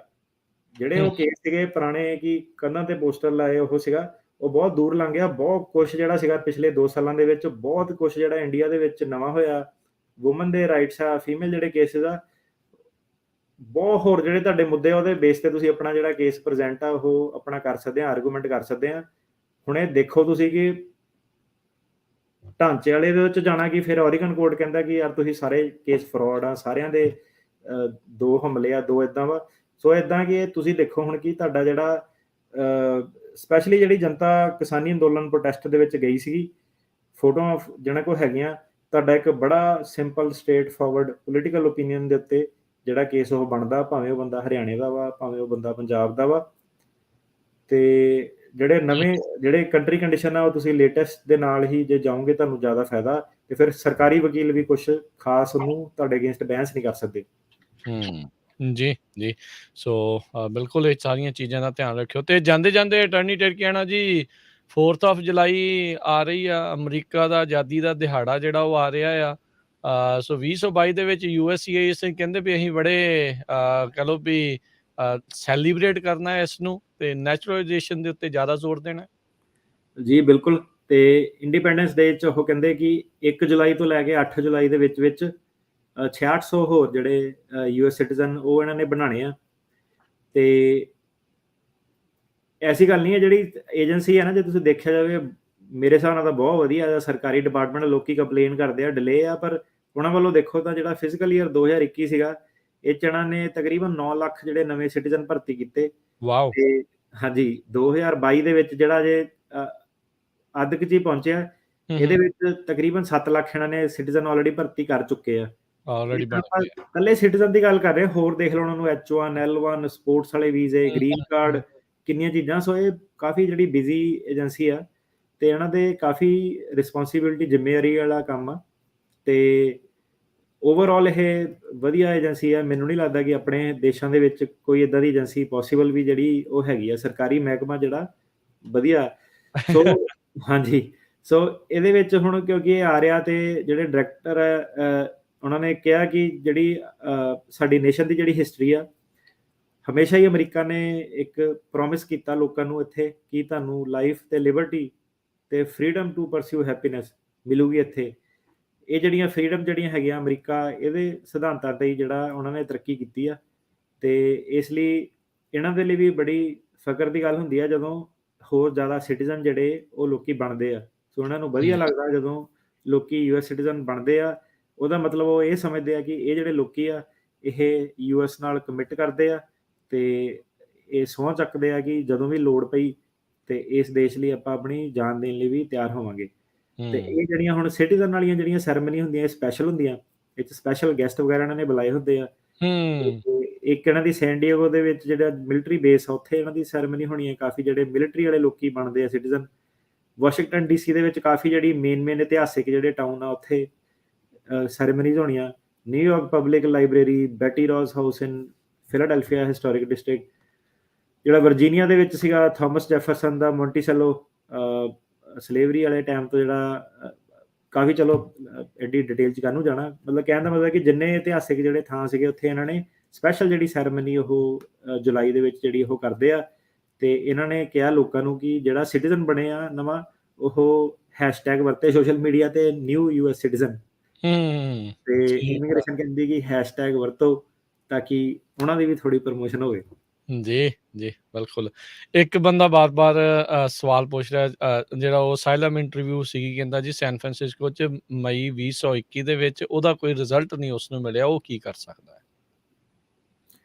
ਮਈ 2021 ਤਾਂ ਕਾਫੀ ਜਿਹੜਾ ਟਾਈਮ ਹੋ ਗਿਆ। ਦੇਖੋ ਕੀ ਮਸਲਾ ਚੱਲਦਾ ਵਾ, ਜੱਜ ਤਾਂ ਨਹੀਂ ਬਦਲ ਗਿਆ, ਜਾਂ ਦੇਖੋ ਕੀ ਚੱਲ ਰਿਹਾ ਵਾ। ਤੇ ਕੋਰਟ ਕਲਰਕ ਨੂੰ ਜੱਜ ਦਾ ਜਿਹੜਾ ਹੈਗਾ ਉਹਨੂੰ ਕਾਲ ਕਰਕੇ ਪੁੱਛਣਾ ਪੈਣਾ ਹੈਗਾ ਕੀ ਮਸਲਾ, ਕੀ ਫਾਈਲ ਸਟਕ ਆ, ਬੈਕਗਰਾਉਂਡ ਕਲੀਅਰੈਂਸ 'ਚ ਕੀ ਚੱਕਰ ਹੈਗਾ। ਠੀਕ ਹੈ ਤੇ ਚਲੋ ਇਹ ਸੀਗੀਆਂ ਜੀ ਸਾਡੀਆਂ ਅੱਜ ਦੀਆਂ ਇਹ ਗੱਲਾਂ ਬਾਤਾਂ। ਅੱਜ ਸੌਰੀ ਹੈ ਜੀ ਕਾਲਸ ਜਿਹੜੀਆਂ ਨਹੀਂ ਲੈ ਸਕਾਂਗੇ, ਪਰ ਫਿਰ ਵੀ ਤੁਸੀਂ ਲੰਮਾ ਵਕਤ ਇਹਨਾਂ ਖਬਰਾਂ ਦੇ ਬਾਰੇ ਜਿਹੜੀ ਹੈ ਡੂੰਘਾਈ ਦੇ ਵਿੱਚ ਜਾਣਕਾਰੀਆਂ ਜਿਹੜੀਆਂ ਉਹ ਦਿੱਤੀਆਂ ਆ। ਟਰਾਈ ਦੇਖੋ ਜੀ ਅਸੀਂ ਕਰਦੇ ਹੀ ਹੁੰਦੇ ਆ ਵੀ ਵੱਧ ਤੋਂ ਵੱਧ ਸਵਾਲਾਂ ਦੇ ਜਵਾਬ ਦੇ ਸਕੀਏ, ਪਰ ਕਿਸੇ ਦਿਨ ਮਜਬੂਰੀਆਂ ਵੀ ਹੁੰਦੀਆਂ, ਪਰਸਨਲ ਲਾਈਫ ਵੀ ਨਾਲ ਦੇ ਨਾਲ ਜਿਹੜੀ ਆ ਉਹ ਚੱਲਦੀ ਆ। ਤੇ ਥੈਂਕ ਯੂ ਅਟਾਰਨੀ ਟਰਕੀਆਣਾ ਜੀ। ਬਾਕੀ ਜੇ ਕਿਸੇ ਨੇ ਸਲਾਹ ਅਪੁਆਇੰਟਮੈਂਟ ਬਣਾਉਣੀ ਹੈ, ਇਹਨਾਂ ਦਾ ਫੋਨ ਨੰਬਰ ਉਹੀ ਹੈ ਜੀ 415 909 0503 4159090503। ਪਰ 18 ਜੁਲਾਈ ਤੱਕ ਦੱਸ ਰਹੇ ਆ ਅਟਾਰਨੀ ਟਰਕੀਆਣਾ ਹੁਣੇ ਨਵੇਂ ਕੇਸ ਜਿਹੜੇ ਆ ਉਹ ਨਹੀਂ ਲੈ ਰਹੇ। ਜੇ ਤੁਸੀਂ ਥੋੜਾ ਜਿਹਾ ਇਸ ਦੇ ਉੱਤੇ ਜਾਣ ਤੋਂ ਪਹਿਲਾਂ ਮਾੜੀ ਜੀ ਹੋਰ ਜਾਣਕਾਰੀ ਇੱਕ ਵਾਰੀ ਫੇਰ ਦੇ ਜਿਓ ਜੀ। ਭਾਜੀ ਦੁਬਾਰਾ ਇੱਕ ਵਾਰੀ ਦੱਸ ਦਈਏ, ਸੋਸ਼ਲ ਮੀਡੀਆ ਵਾਲਿਆਂ ਨੂੰ, ਟਿਕਟੌਕ ਵਾਲਿਆਂ ਨੂੰ, ਪੰਜਾਬੀ ਰੇਡੀਓ ਸੁਣਨ ਵਾਲਿਆਂ ਨੂੰ, ਕਾਫੀ ਲੋਕੀ ਮੈਂ ਦੇਖਿਆ ਇਹੀ ਕਮੈਂਟ ਹੈ ਕਿ ਭਾਜੀ ਫੋਨ ਨਹੀਂ ਚੱਕਦੇ। ਸੋ ਇਦਾਂ ਕਿ ਭਾਜੀ ਸਾਡਾ 2 ਹਫ਼ਤੇ ਜਿਹੜਾ ਆਪਾਂ ਅਗਲੇ 2 ਹਫ਼ਤੇ ਆਪਾਂ ਪਹਿਲਾਂ ਆਪਣਾ ਪੁਰਾਣਾ ਵਾਲਾ ਬੈਕਲੌਗ ਜਿਹੜਾ ਉਹ ਕਲੀਅਰ ਕਰਨਾ। ਜਿਹੜੀ ਕੰਸਲਟੇਸ਼ਨ ਬਣ ਰਹੀ ਹੈ, ਜਿਹੜੇ ਨਵੇਂ ਕੇਸ ਆ ਰਹੇ ਆ ਉਹਨਾਂ ਨੂੰ ਆਪਾਂ ਪਹਿਲਾਂ ਹੀ ਦੱਸ ਰਹੇ ਕਿ ਜੇ ਤੁਸੀਂ ਸਾਡੇ ਕੋਲ ਕੇਸ ਲਾਣਾ ਤਾਂ 18 ਜੁਲਾਈ ਤੋਂ ਬਾਅਦ ਆਪਾਂ ਉੱਤੇ ਜਿਹੜਾ ਕੰਮ ਉਹ ਸ਼ੁਰੂ ਕਰਨਾ। ਸਿਰਫ ਜਿਹੜੀ ਐਕਸੈਪਸ਼ਨ ਉਹ ਆਪਾਂ ਕ੍ਰੀਏਟ ਕਰ ਸਕਦੇ ਹਾਂ ਜਿਹਨਾਂ ਦੀ ਬੋਰਡ ਆਫ ਇਮੀਗ੍ਰੇਸ਼ਨ ਮੂਹਰੇ ਜਾਂ ਸਰਕਿਟ ਕੋਰਟ ਮੂਹਰੇ ਅਪੀਲ ਆ, ਜਿਹੜੇ ਵੇਟ ਨਹੀਂ ਕਰ ਸਕਦੇ, ਕਿਉਂਕਿ ਬਾਕੀ ਲੋਕੀ ਉਹ ਵੇਟ ਕਰ ਸਕਦੇ ਆ, ਤਾਂ ਉਹਨਾਂ ਨੂੰ ਥੋੜੀ ਜਿਹੀ ਵੇਟ ਜਿਹੜੀ ਕਰਨੀ ਪੈਣੀ ਆ। ਤੇ ਮਤਲਬ ਮੇਰੇ ਕੋਲ ਚੋਇਸ ਹੀ ਨਹੀਂ ਕੋਈ ਹੈਗੀ। ਜਿਹੜੇ ਲੋਕੀ ਗ੍ਰੈਜੂਏਟ ਹੋ ਰਹੇ ਆ, ਲਾਅ ਸਟੂਡੈਂਟ, ਉਹਨਾਂ ਦਾ ਬਾਰ ਐਗਜ਼ਾਮ ਆ, ਉਹ ਜਿਹੜੇ ਕਹਿੰਦੇ ਆ ਸਾਰੇ ਆਪਾਂ ਬਾਰ ਐਗਜ਼ਾਮ ਜਦੋਂ ਸਾਡਾ ਹੋਊਗਾ ਜੁਲਾਈ ਦੇ ਵਿੱਚ, ਐਂਡ ਦੇ ਵਿੱਚ, ਤਾਂ ਫਿਰ ਆਪਾਂ ਉਸ ਤੋਂ ਬਾਅਦ ਹੀ ਤੁਹਾਡੇ ਨਾਲ ਜੁਆਇਨ ਕਰ ਸਕਦੇ ਹਾਂ। ਸੋ ਇਸ ਵੇਲੇ ਜਿਹੜਾ ਤਾਂ ਕਰਕੇ ਜਿਹੜਾ ਟੈਂਪਰੇਰੀ 2 ਹਫ਼ਤੇ ਵਾਸਤੇ ਪੌਜ਼ ਲਾਉਣਾ ਪੈ ਰਿਹਾ, ਮਾਫੀ ਚਾਹੁੰਦੇ ਹਾਂ। ਇੱਦਾਂ ਹੀ ਕੁਛ ਨਹੀਂ ਮਤਲਬ ਕਰ, ਇਸ ਤੋਂ ਬਿਯੋਂਡ ਨਹੀਂ ਮੈਂ ਕੁਛ ਕਹਿ ਸਕਦਾ ਇਸ ਬਾਰੇ। ਜੀ ਤੇ ਬਾਕੀ ਜਿਹੜੀ ਫੈਮਿਲੀ ਬੇਸਡ ਪਟੀਸ਼ਨਸ ਆ ਉਹਨਾਂ ਦੀਆਂ ਉਧਰ ਇੰਟਰਵਿਊਜ਼ ਵਗੈਰਾ ਆ ਰਹੀਆਂ ਆ, ਕੁਛ ਤੇਜ਼ੀ ਤੂਜੀ ਆਈ ਆ ਜਾਂ ਅਜੇ ਉਹੀ ਅਜੇ ਉਹੀ ਆ ਕੇਸ। ਫੈਮਿਲੀ ਬੇਸਡ ਵਾਲੇ ਜਿਹੜੇ ਹੈਗੇ ਆ ਕੇਸ, ਉਹਨਾਂ ਨੂੰ ਈਮੇਲ ਜੀ ਆ ਜਾਂਦੀ ਆ ਕਿ ਕੇਸ ਤੁਹਾਡਾ 2-3 ਮਹੀਨੇ ਬਾਅਦ ਕੀ ਡਾਕੂਮੈਂਟ ਕੰਪਲੀਟ ਹੈ, ਇੰਟਰਵਿਊ ਸ਼ੈਡਿਊਲ ਕਰਾਂਗੇ, ਪਰ ਤੇਜ਼ੀ ਨਹੀਂ ਆਈ ਕੋਈ ਵੀ। ਜੀ ਸੋ ਥੈਂਕ ਯੂ ਅਟਾਰਨੀ ਟਰਕੀਆਣਾ ਜੀ। ਮਿਲਦੇ ਹਾਂ ਜੀ ਫਿਰ ਅਗਲੀ ਵਾਰ, ਅਗਲੇ ਵੀਕ ਨੂੰ। ਧੰਨਵਾਦ ਜੀ, ਸਤਿ ਸ਼੍ਰੀ ਅਕਾਲ। ਸਤਿ ਸ਼੍ਰੀ ਅਕਾਲ ਜੀ।